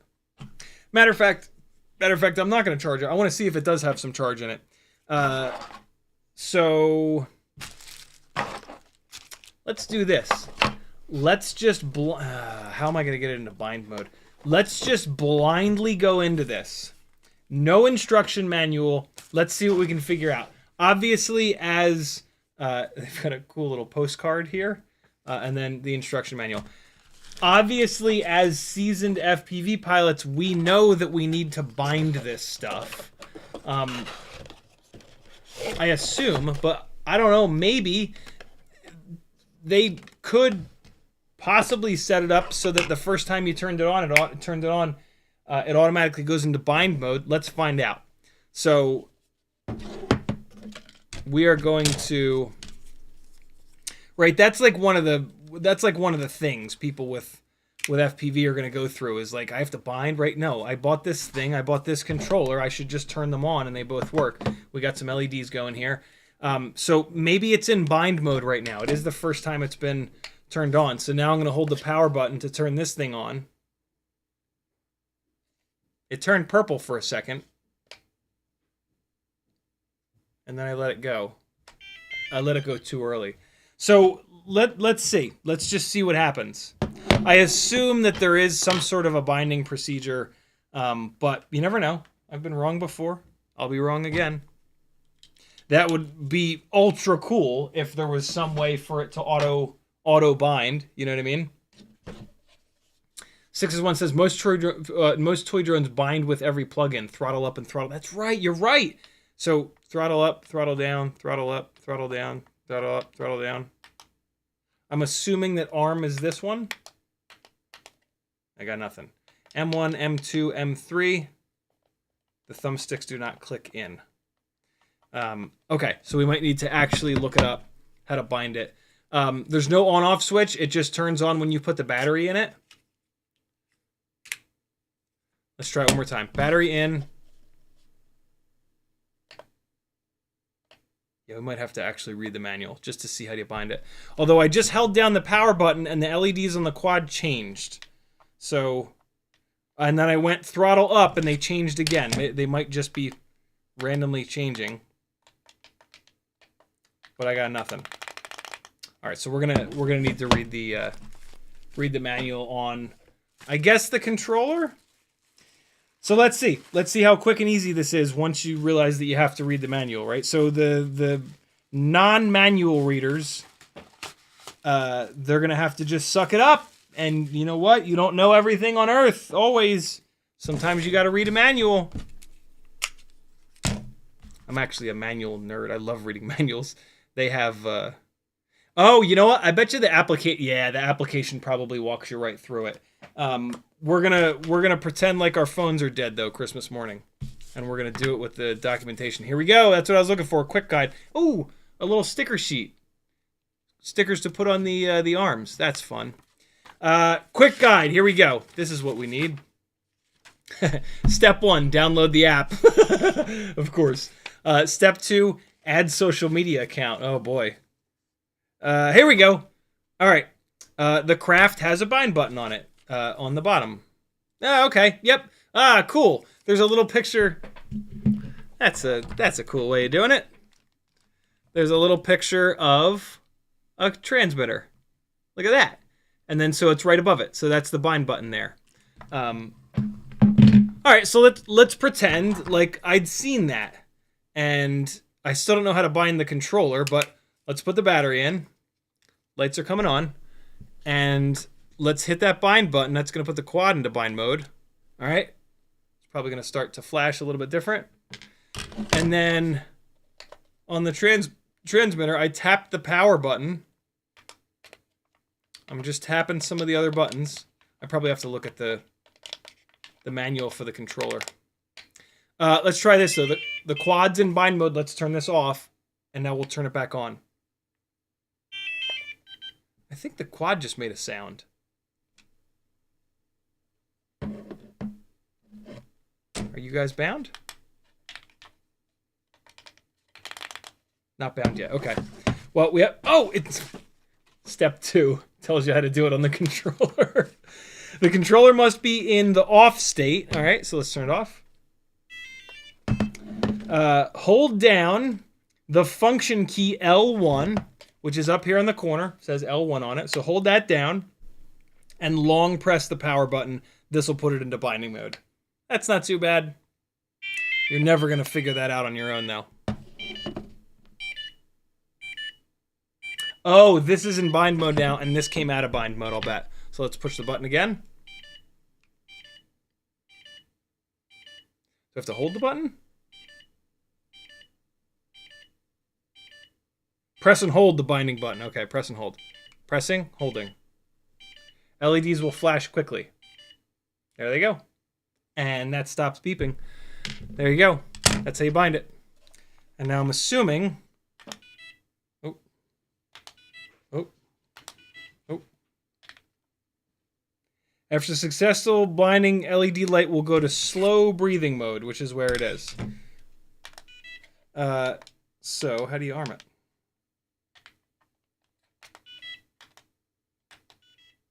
Oh, maybe hold? Nope. Hold? Nope. Maybe there's a step 4. There's a step 4! Long press the engine start button to start the mini drone. Push the left joystick all the way up, and the mini drone takes off slowly. Oh my god. So left up. I might have hit too many buttons.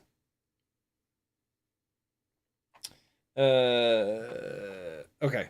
Let's turn this off. I think I might have hit too many buttons. And then we'll turn this guy off as well. Plug it back in. See, this right here, this is where you can... this is hard. This is one of the reasons why FPV, I don't think will ever have, like, mass appeal. Because this is... A lot of people are going to check out in this process. Now we're going to try it. Nothing. Did they put the throttle on this one? No, surely not. Left stick up. Oh, I'm sorry. Long press the engine start button, and then is that this? And then up. What's the engine start button? M1? R1? I'm just following the quick start guide. First flight. All right, hold on. Let's go back to the previous part of the thing.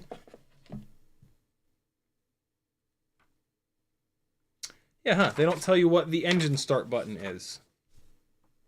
It says long press the engine start button to start the mini drone. Push the left joystick all the way up, and the mini drone takes off slowly. It sounds like there's an engine start button, but they're not. They're not showing it to me, and they're also not. They're not giving me a little key with what the buttons are. So let's go to the actual manual and figure out what the engine start button is. This should be in the quick start guide. Calling motors engines is triggering edits. I'm struggling to continue to do it, but it is what it is. I'm going for it, man. I'm going for it. All right, hold on. Let's go back to the... so we're going to have to get the instruction manual out on the... for the record, I don't know how you would do a better job with this. I don't know how you make an FPV drone so that someone in the general public can quickly and easily get it set up. It's got to be hard. Might be impossible. I'm sure that if I'd gone to the application that they'd be walking me through this, but maybe you're opening it up somewhere where you don't have Wi-Fi. Oh my god, you push a button to get the thing to flip. Here we go. It doesn't tell me what the engine button is. It just says L1, R1, function key M3. Controller functions, here we go. Long press power to turn it off and on. Function key M1. Beacon mode? Backup function button? Short press to switch flight modes. That's going to be important. Up on the right side is going to be flight modes. Hey! Function key M3. Long press to start and stop the motors. Arm and disarm. So it's the M3 button. So here we go. Long press. You hear that? It fired up. Let's see if the PID loop is active. PID loop is not active. Oh, now it is. Oh, it's got like it's got like Tasmanian Devil mode on it. That's cool. Well, so now apparently if I put it down, it'll just take off. No, it's fine. No. I might be in the modes. Let's turn it back on. All right, so now they say throttle up. Get away, get away, get away, get away! Stay away from me. How do you turn it off? Long press the same button. I dropped it a couple times pretty hard, 661. It didn't fly away. Hold on. Let's get the goggles. No. I just want to see how much life the battery has left. Let me put it on the ground, and I'll show it to you guys real quick, and you'll be like, wow, I don't care. But you might. Right, here we go. Look, there it is. It's on the ground. All right, let's see what happens. Motor 3, M3 rather. There you go. Beeps. Throttle up. Oh, God. All right. So there we go. Oh, it's got elevation holds. Oh, man, the rates are really low. That's full stick. That's full stick. So super... Oh, Teddy. Oh, Teddy boy. All right, so here's the other thing. The throttle is centered. So so it's like a DJI product. Down to go down, up to go up. That's awkward. You know, we're not used to that. But for a new person, that probably makes sense. It is trimmed really badly. You see it's drifting to the left really hard. There's got to be a way to trim it out. But that's tough. Teddy. No. All right. Held the motor button, dropped it on the table. It didn't fly away. Okay, so there we go. First flight. They talked about that in the quick start guide. Kind of cool. I want to show you guys this. This is kind of interesting. This is a neat way to tell people how to fly. Please focus on controlling the right joystick, forward, back, left, and right. Look at this. Hovering the mini drone is similar to holding a ping pong ball on a dinner plate. To keep the ball in the center, you need to make slight adjustments to the plate's tilt constantly. That's kind of a cool way to think about it, right? Oh, look, they tell you to keep it tail in all the time. Look at that. That's very cool. Hover is the basis of all flight maneuvers. Okay. Okay, I'm down with that. That's a cool way to get people started. Like, look, you need to learn to hover. They're not gonna, but it makes sense. Very cool. All right, so we're done. We're all the way through the quick start guide. Now let's dive into like the different modes, and we will fly this thing around. It has plenty of battery juice it's probably at storage voltage. I would assume they're not shipping these batteries full. But that was a couple of minutes, so if it's Christmas morning, like, yeah, you got it up in the air. It's going to need to get charged in a minute, but... so let's do that. Let's get the battery off of it. We'll take a look at the flight modes, and then we'll have a little bit more battery juice to rip it around the room.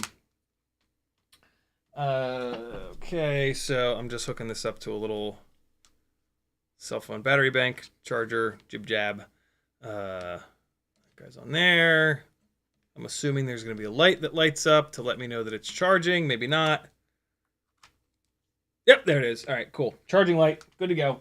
Let's give that a minute. Actually, no. That's the regular Firefly. I'm willing to bet damn near everything is the same on the Firefly EX. So let's get that one out, and then we'll have both of these things, and we can start to kind of figure it out. So, all right, this is all going back in here.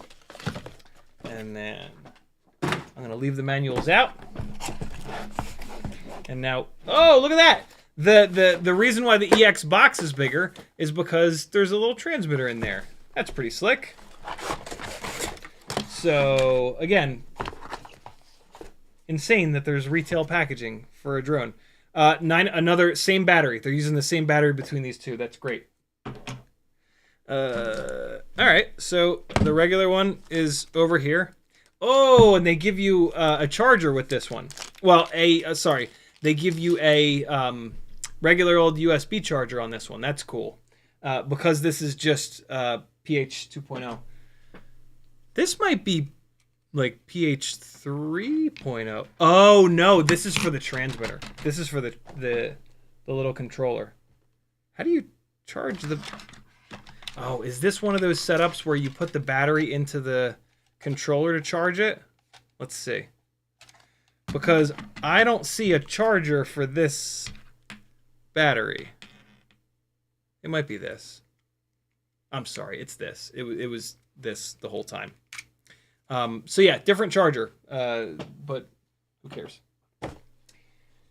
I'm going to do the same thing. I assume that they also ship this with... the drone is basically the same size. Yeah, I'm going to hold them both up for you guys in a minute. But let's get this plugged in here and... Okay, great. The funny little plastic tie things. Man, there is nothing... There's nothing that fills me more with kid-like joy than taking these little things off. You don't do it often, you know what I mean? There it is. All right. Wild, man. Drones that you can buy in stores. What'll they think of next? Okay. There's that. Here's this. Let me stuff this back in here.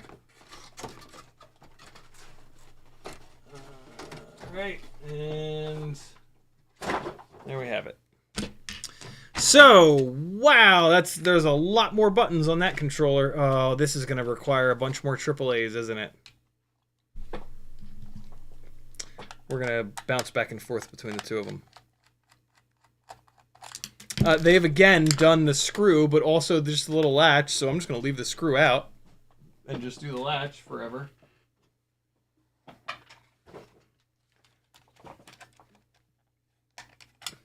Yeah, three AAAs, so we're going to have to bounce between one and the next. That's okay. All right. So, oh, all the buttons are labeled. Speed. Flip. It's again sprung to the middle, so it's probably going to fly the same. LED on, off. Oh, trim buttons. F trim, B trim, L trim, R trim. Cool. Circle fly? Will it fly in circles for you? Take off, land. Emergency stop, but it's a long press button. Don't do that. Headless? I forget what headless means. Calibrating the gyro, that button says, and then an on-off switch, a physical switch on the bottom. Okay. This is even smaller. This is, like, outrageously small. This feels good. This is the shape of most of these, like, this is the size of an Xbox or a PlayStation controller. I'm almost certain that you can use either one of these with either one of these quads. Here's the EX. It looks pretty much the same, although... Oh! The EX ain't got no camera. I noticed there was no antenna sticking out of it. So the EX is line of sight only. Interesting. Okay. I wouldn't be surprised if they're the exact same thing. Yeah, no, they're the same. They're the same frame, the same propellers, the same motors. Just the non-EX has a camera and a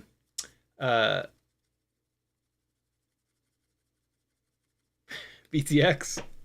And the EX is line of sight only. Okay, so we don't really have to mess with this, the EX anymore.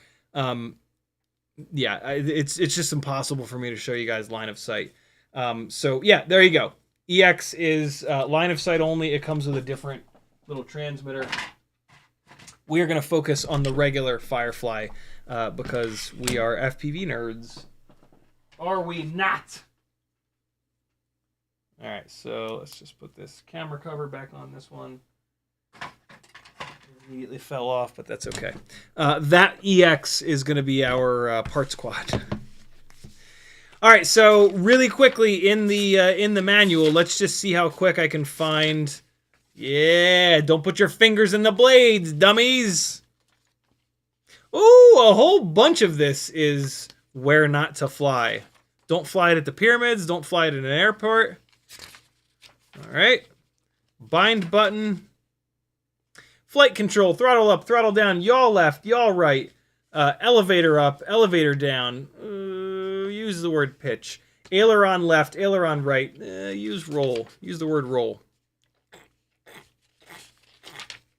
Then it's really pushing you to download the application. We're not going to do it. Self-test about flying. Self-test. All right, take off. Great. I just want to learn how to change the modes. Landing. Okay. Disclaimer. Oh, wow. Okay, that's it. They don't talk about the modes in the instruction manual of the quad. It must be on in the controller manual. There we go. In here, they use roll and pitch. Look at that. Rudder left, rudder right. Here we go. Okay. All right, so L1, short press, triggers flip. So L1 is going to auto do a snap roll. Power button. Okay, so M1. No. R2 activates beacon mode. What? R1 is flight mode. Okay, so short press R1 to change the flight mode. So we're going to be doing that for sure. Backup function button. Backup? What does that mean? We're just going to be mashing buttons and see what happens. Oh my god, look. Liftoff. As in, like, the liftoff that we know. Very cool. Alright, that's all we need to know. We're just going to mash buttons.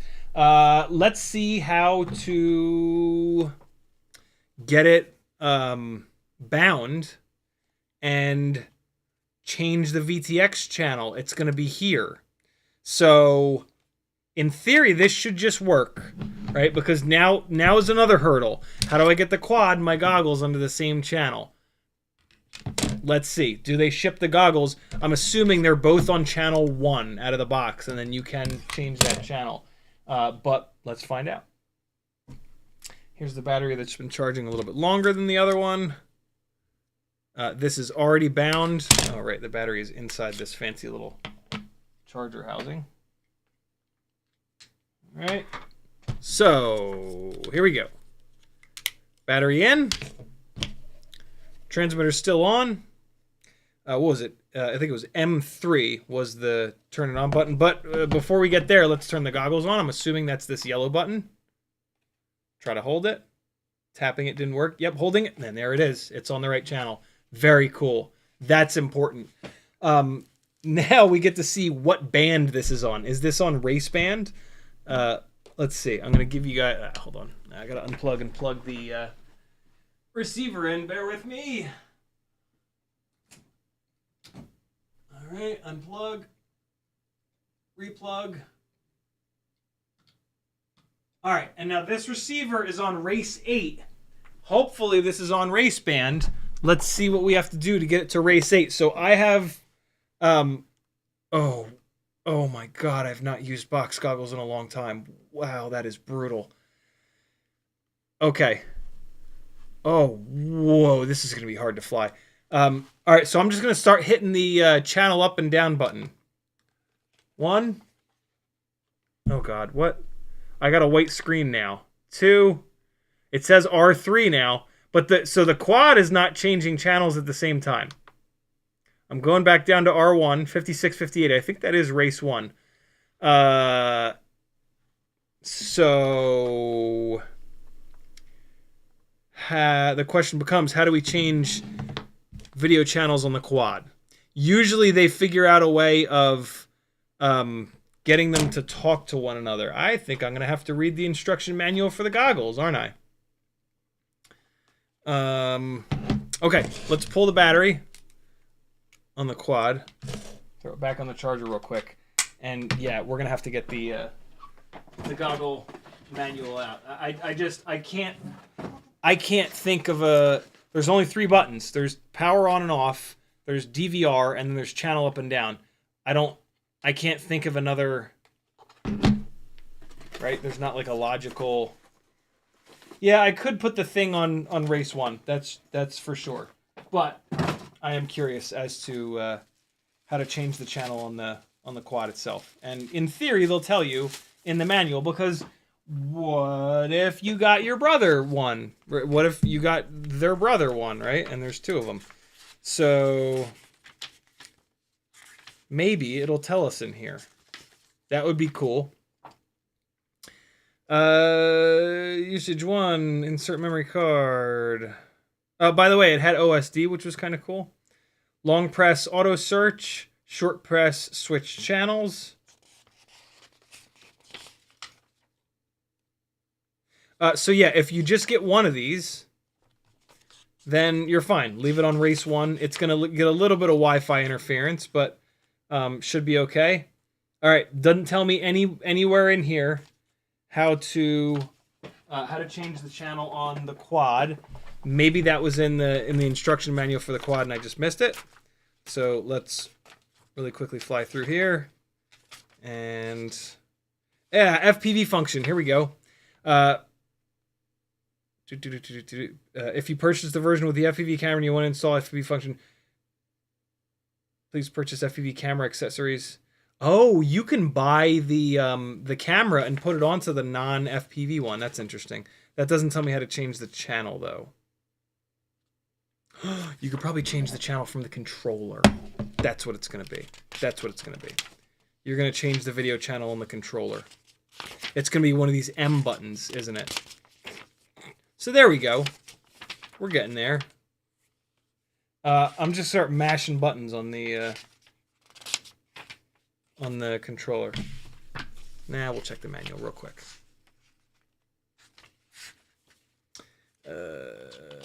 Binding. No, we don't want that. Come on. Okay. Function M1. Long press R2 to activate beacon mode. M2 is backup function button. Short press to switch flight mode. No. How do you change the video channel on the quad?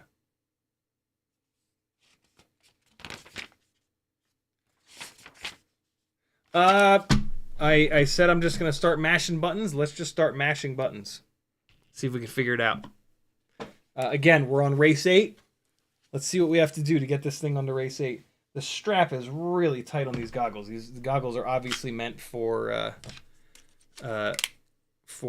smaller people.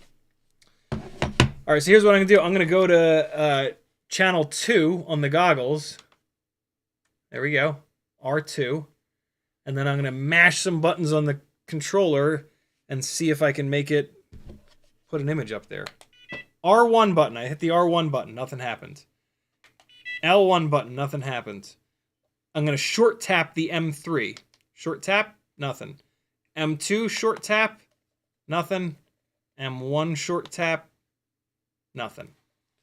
How do you change channels on the quad? I'm going to long press the M1. Nothing. Oh, wait. Nope. Long press the M2. I can't long press M3 because the damn thing will take off. Long press L1. Nothing. Long press R1. All right. So it's stuck on R1. So if you buy more than one of these, you're gonna have to, maybe in the application it will it'll tell you how to do it. But I am temporarily out of ideas. I'm taking a look to see if the VTX has a button on it. Surely they don't expect you to to reach in there and hit a button on the little VTX, do they?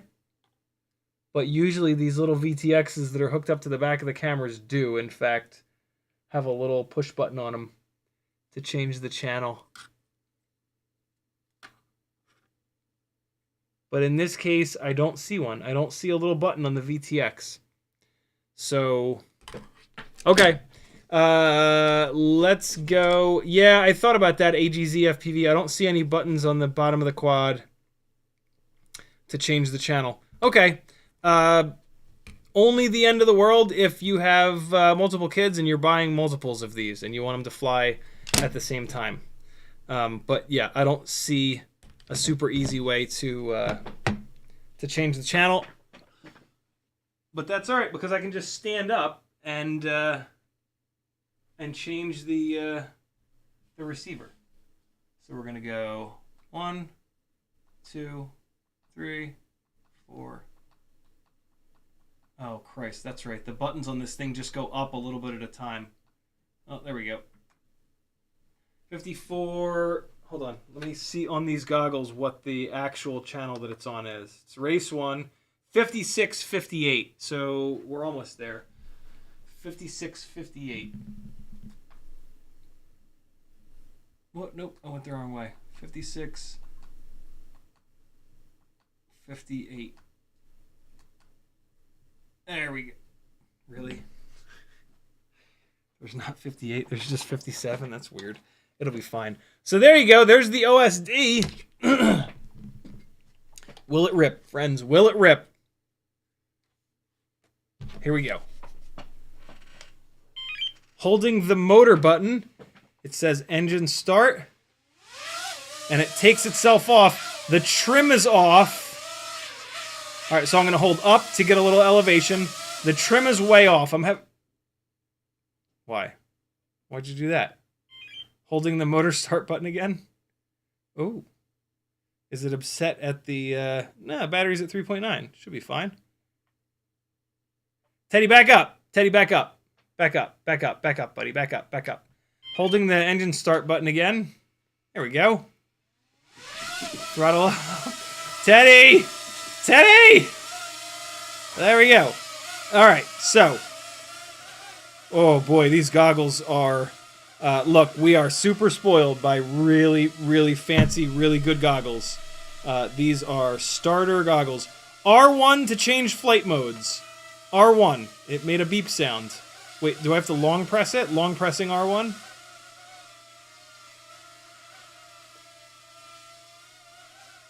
Alright, so here we go. I'm going to fly it like a regular FPV rig. Up and down is admittedly super weird. Oh god. Nice crash recovery there. Just pushing up and pushing down. Oh my god. Is admittedly very awkward, but not that bad.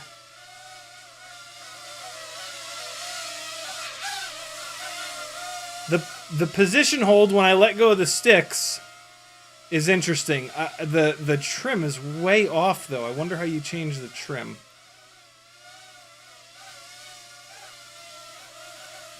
Do I dare? Oh, look at that! I really want to change the mode, though. How do I change the modes? It said R1, I thought. Hold on, let me try these M1 buttons. Here's M1. I'm going to long press it. Something happened. Nothing happened.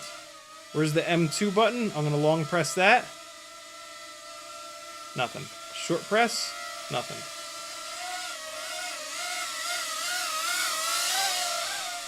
Alright. Oh boy, it really changes elevation slowly. I am like all the way stick up, all the way stick down to try to change the elevation. What are these numbers? What are these numbers on the left and the right? What are they? Here's the L button. Oh, didn't it say I could hit the L button and it'll do a flip for me? L1. Whoa! Whoa! Yo! That ripped that snap roll. Holy hell. Here it is again. Tap it. Let's go. I think I have to be completely off the sticks. No. It won't do it. Do I have to hold it? Holding L1. Why won't it do it? Oh man, it just did. Whoa! Okay, okay. You hit L1 and then you do something on the stick. L1 right. Oh yeah. L1 left. L1 back. Oh god, no, no, no, no. L1 back. Come on, do the front or back flip again. L1 forward. Oh yeah, buddy. Oh god. Okay. Turtle mode? I'm gonna hold the motor start button. Nothing? You got turtle mode, brother? Well, these are brushed motors, so probably no turtle mode. Oh, man. Yo, I've not had turtle mode in a while. Ooh, a snap mirror roll. Yeah. Snap roll in the mirror. Hell yeah. Yeah. Here we go. Mirror flip time. Oh, this is great. Yo, I mean, if this is your first rig, up means up, down means down. Y'all, like, this might not be bad. All right, motor start button, holding it. Engine start. Throttle up. Look out, Teddy! Jesus, dog. Buddy, get out of here. All right, here we go. Teddy, let it live. Please let it live. Motor button. There we go. Teddy! Teddy, control your range! Okay, here we go. Here we go. Look at this big thing. Look at this big old thing. Here we go! And L1 and to the right. Oh, shit! You can't. It does it so fast you can't even see it. Alright, hold on. L1 left. Oh, you can kind of see it. Yo, it rips the snap rolls. It didn't do it that time. L1 right. Nope, it won't do it. L1 left. Nope. Huh. Wonder what the disconnect is there. L1 right. Maybe it has to be in like close to a dead hover. L1 right. Do I have to hit him at the same time? L1 right. Nope. Hold L1 and hit to the right. Nope. So you tap it. It doesn't want to do it now. Tap it and backflip. Nope. Tap it and left. Oh, that would have been perfect. Huh. It's not liking it. Oh, is it too high? No. Huh. I wonder why it won't do it. Whatever, let's just fly. Battery life is insane, dude! I mean, 950 mAh battery from something that doesn't have much power. Like, yeah, alright. Battery life's gonna be insane. Down. Oh, God. Come on. Down. There we go. Get in there. Let's go upstairs. Oh, boy. Oh, boy. I am just mangling. Oh. Boy. Wow. Yeah, turtle mode is important, isn't it? Somebody said battery flashing. I can't see it off the bottom of the screen. Hold on. Let me go get it.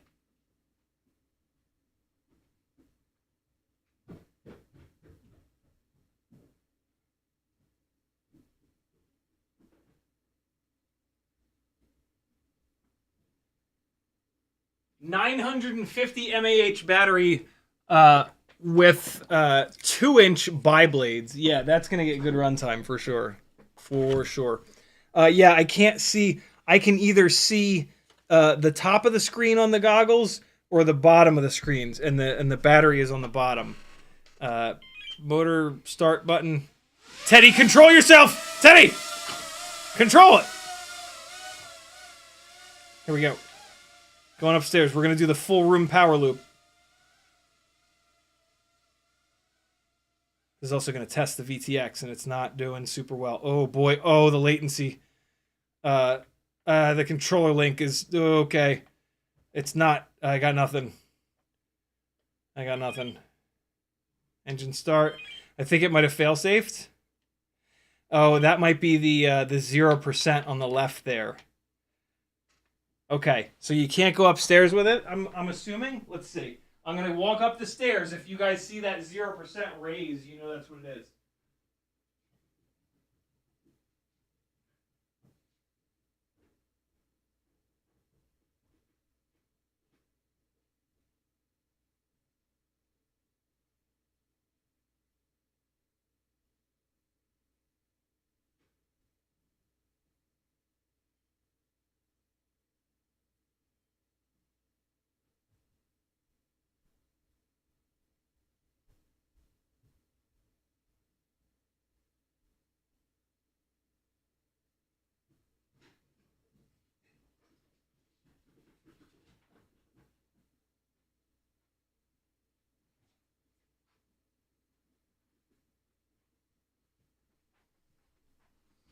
think it's the battery.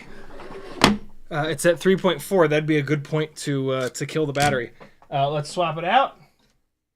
Throw the other one in it, and we'll see what's what. I got to figure out how to get it to change modes. Great Scott says trim is typically hold in the left stick, then trim with the right stick. I just want, I don't even care about trim as much. I just want to get it out of this flight mode. I want to get it into a little bit of a faster flight mode. All right, battery's back in it. VTX came up right away.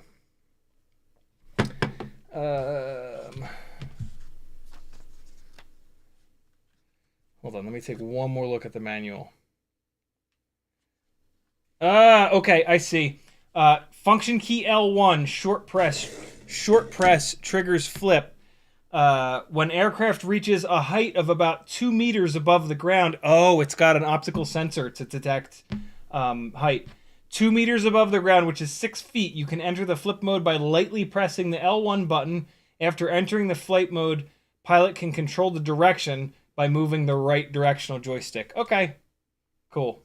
So we just weren't high enough. The optical sensor was not reading what it needed to read. Long press power button. Beacon mode. Long press R2 to activate beacon mode. What does that mean? This R2. What's R2? There is no R2. Function key M1. Long press R2. I think they mean long press M1. But what's beacon mode mean? Huh. Backup function button is M2.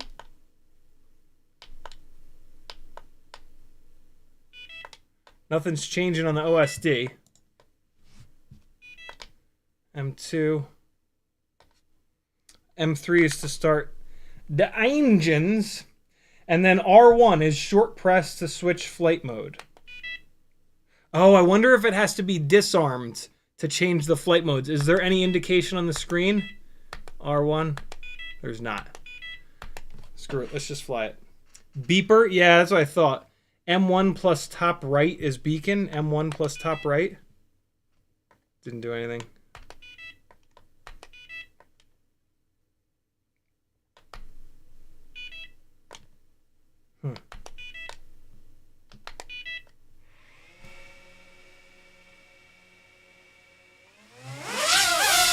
Oh God, it's going into the... Ooh! Okay, good. It won't do that slam launch thing. It's just not doing it at all. All right, back up, bad boy. Hey, stop it. You be good. It's like, but I'm so good at being bad, Dad. Stop it, Teddy! Oh God, it's coming for me.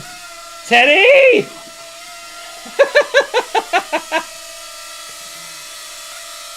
All right, R1. Usually the flight modes will be like fast and slow and fast, but I'm not getting that.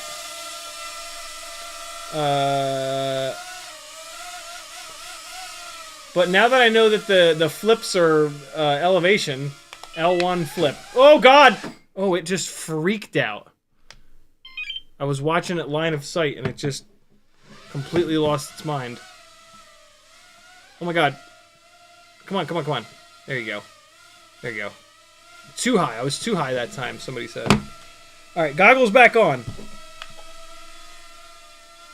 Okay. So, R1 is flight modes. I would think that it would tell me on screen that the flight modes have changed. I mean, there should be a flight mode that lets it go a little bit faster. Or like gain or lose elevation a little bit faster or slower.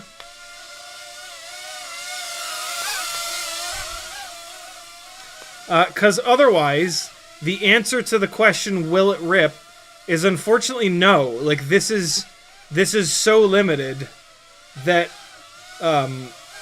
yeah, this is just specifically a starter rig. Oh God, why? I'll tell you what, man, these brushed motors are making some power. I'm just trying to hit like combinations of buttons now. Memory M1, M2, hold M1, nothing happens. Hold M2, nothing happens. L1, flip mode. What if I hold L? Ooh, there it goes. All right, hold on. Got to get a proper mirror flip in. Oh, that was a good one. Yeah, we did it.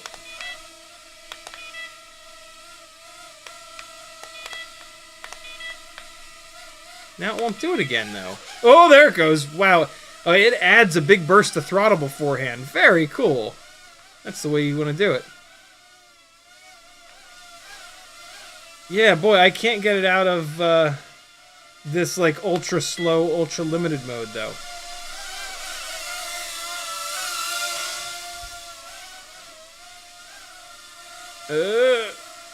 We can get in here. Here we go. Okay, okay.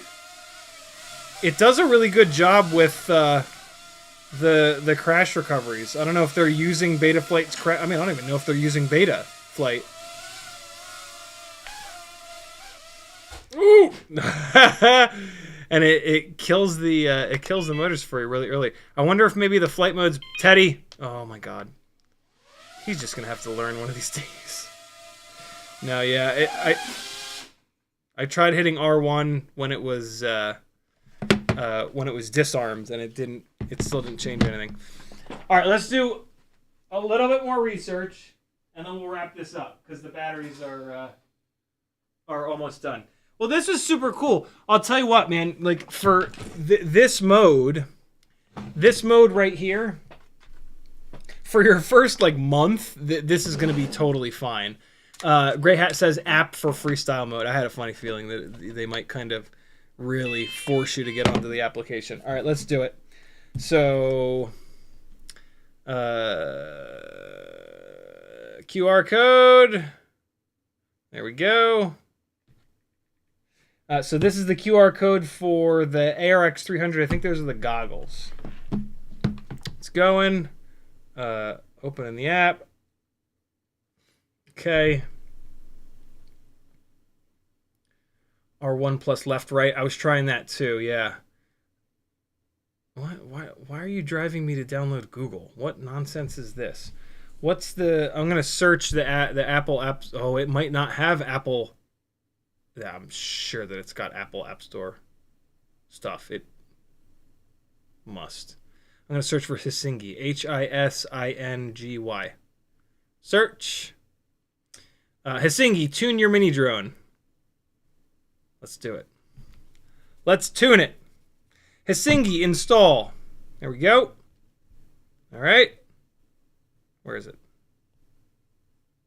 Where'd it go? What? Hey, there it is. All right, it's taking a second. Batteries hooked back up. And yeah, I mean, that would certainly get you started. And when you haven't flown before, boy, is this all really hard. So yeah, you could probably fly this as is for at least a couple of weeks. And then you kind of get going. Somebody just said that the controller works in liftoff.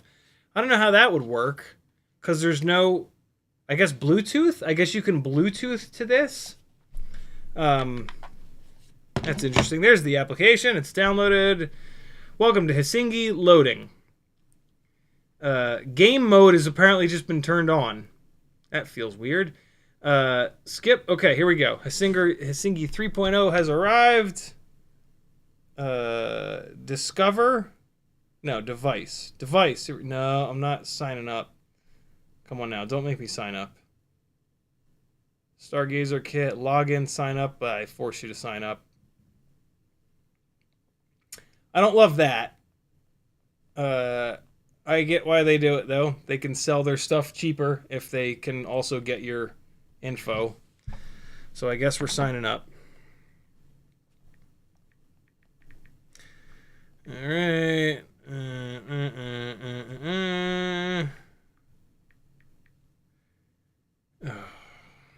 Enter verification code. Really? You guys are going to do two-factor authentication for a for a little drone. It's actually probably not a bad idea. Come to think of it.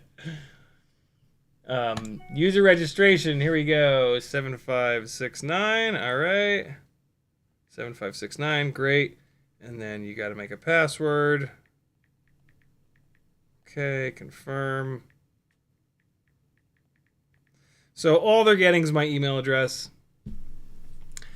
What's another email? Okay, sign up. Sign up. Sign up. What? What's happening? Work. The time limit's running out on the code. Sign up. What? Nothing works. Nothing works.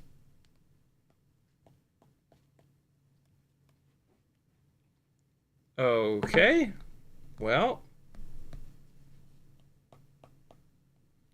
I guess I will force quit and relaunch and do it again. Here's what I'm doing. Skip the little ad, device, sign up, and now I get to do this again.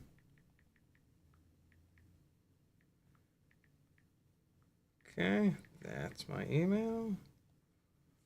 Send another code. Verification code, waiting for the email. They give you 60 seconds to use that verification code. Okay. Got it. There's that. 3219 this time.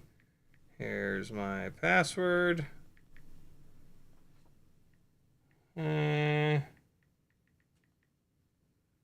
right, and then sign up. You must agree to the privacy policy. That's what I didn't. They put it really small on the bottom. Little tiny check box. What the hell? I think what's happening is if you haven't done everything correctly and you hit sign up, it locks up. So I guess I have to quit out of here, relaunch it, do that all again, and then remember to hit that tiny little button down there. Sign up. Enter your email address.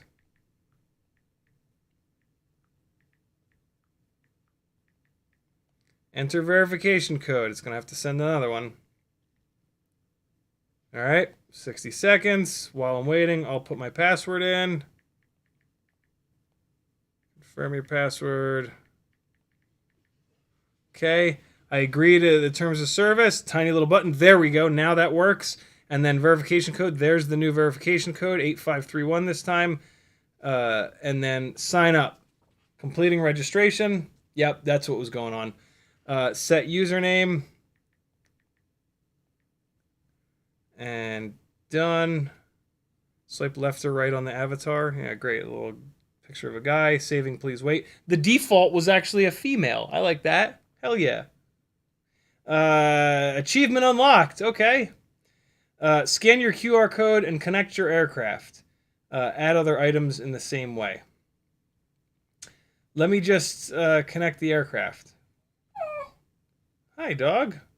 Scan QR code on the item thing. In each one of these, they give you one of these little guys. This is probably also going to be how we change the channel on the quad, I'm assuming. Okay.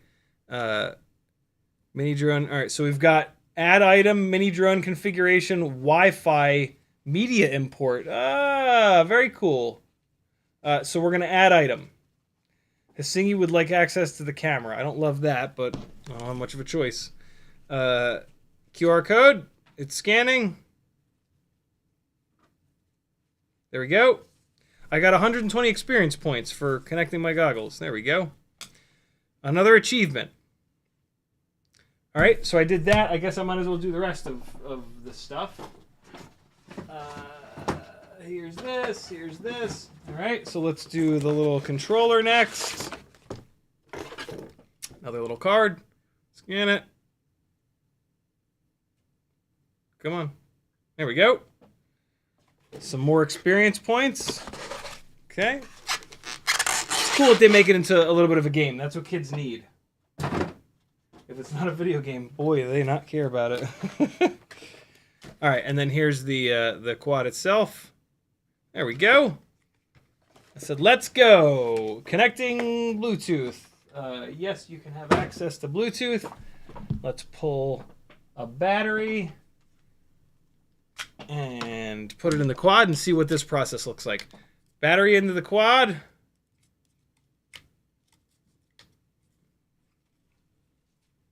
Get in there, man. There it goes. All right, batteries in the quad. Bluetooth devices. It's looking at all the different Bluetooth stuff. I don't know what it's going to be called. Does anything jump out at me? Multi_con. Maybe that's it. Unknown device. Okay, please connect to the aircraft instead. SP611E, maybe? Connecting. Device does not exist.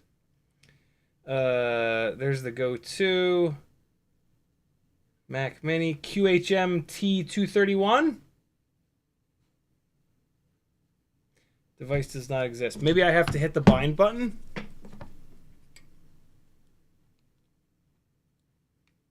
All right, hit the bind button.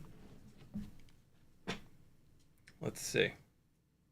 Also, maybe I have to turn on the controller. Let's turn this on.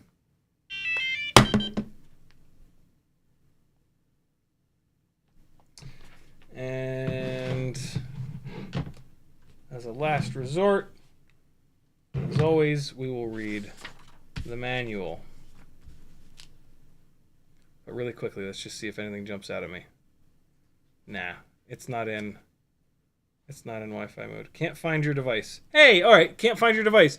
Make sure Bluetooth is turned on. Great, move closer to the aircraft. Okay, I'm pretty close to the aircraft.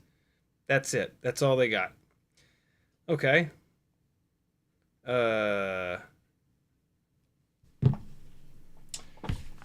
Consult the manual.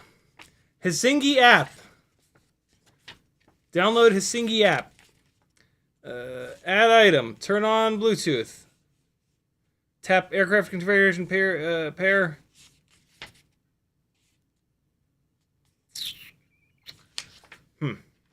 Okay. It's not on here. SP611E. No. I wonder if binding it to the controller first was a mistake. I wonder if that messed it up. Core 300S, that's not going to be it. That's probably Sage's computer upstairs. QHM T231. Nope. Search again. TX50, that wasn't there a minute ago.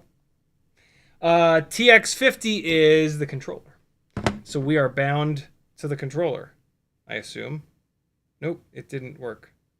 Unknown device. Oh, Firefly A6439. There we go. Oh, I bet you it has to be plugged in for 60 seconds, like ELRS, right? Register. No, I don't want to register. Okay. Hey, there's the channels. Okay, so I'm bound to the goggles now. And so maybe I'm bound to everything. It's on channel 1. I'm going to hit channel 8. Let's see what happens. Do the goggles change? The goggles don't change. Nothing has changed. I have to hit save. Let's hit save. Ah, there we go. Now I got to go up to 8 on the goggles. Yeah, 5917. So you have to do the application in order to change the channel on the quad. But on the goggles, the channel change is going to happen from the buttons. So if I go to VTX here on the stream, we can hit the down button. Oh, no, I'm hitting the up button. I'm going to hit the down button to go to the top. We're going to look for 5917. There we go. Oh, did I go too far? Yep, 5915. Back up to 17. I am 99% sure that 5917 is race 8. Cool. Okay. So that's how you change the, and it says channel. It says channel. And then one of the other options is tuning. Here we go. Aircraft is not registered. Only video channel control is available. Well, how do I How do I register it? Do I really have to like fill out my info online? Don't you dare. Aircraft is not registered. Only video channel changing is. Oh, I've connected to the well, I don't know. Bluetooth transmission lane range is limited. Please fly in a windless indoor environment and within visual range. Don't show this message again. Oh my god, there's a controller on the phone. You can fly it from the phone. Engine start. Oh, this is sketchy. Engine start, holding. Oh boy, that is sketchy. Okay, no.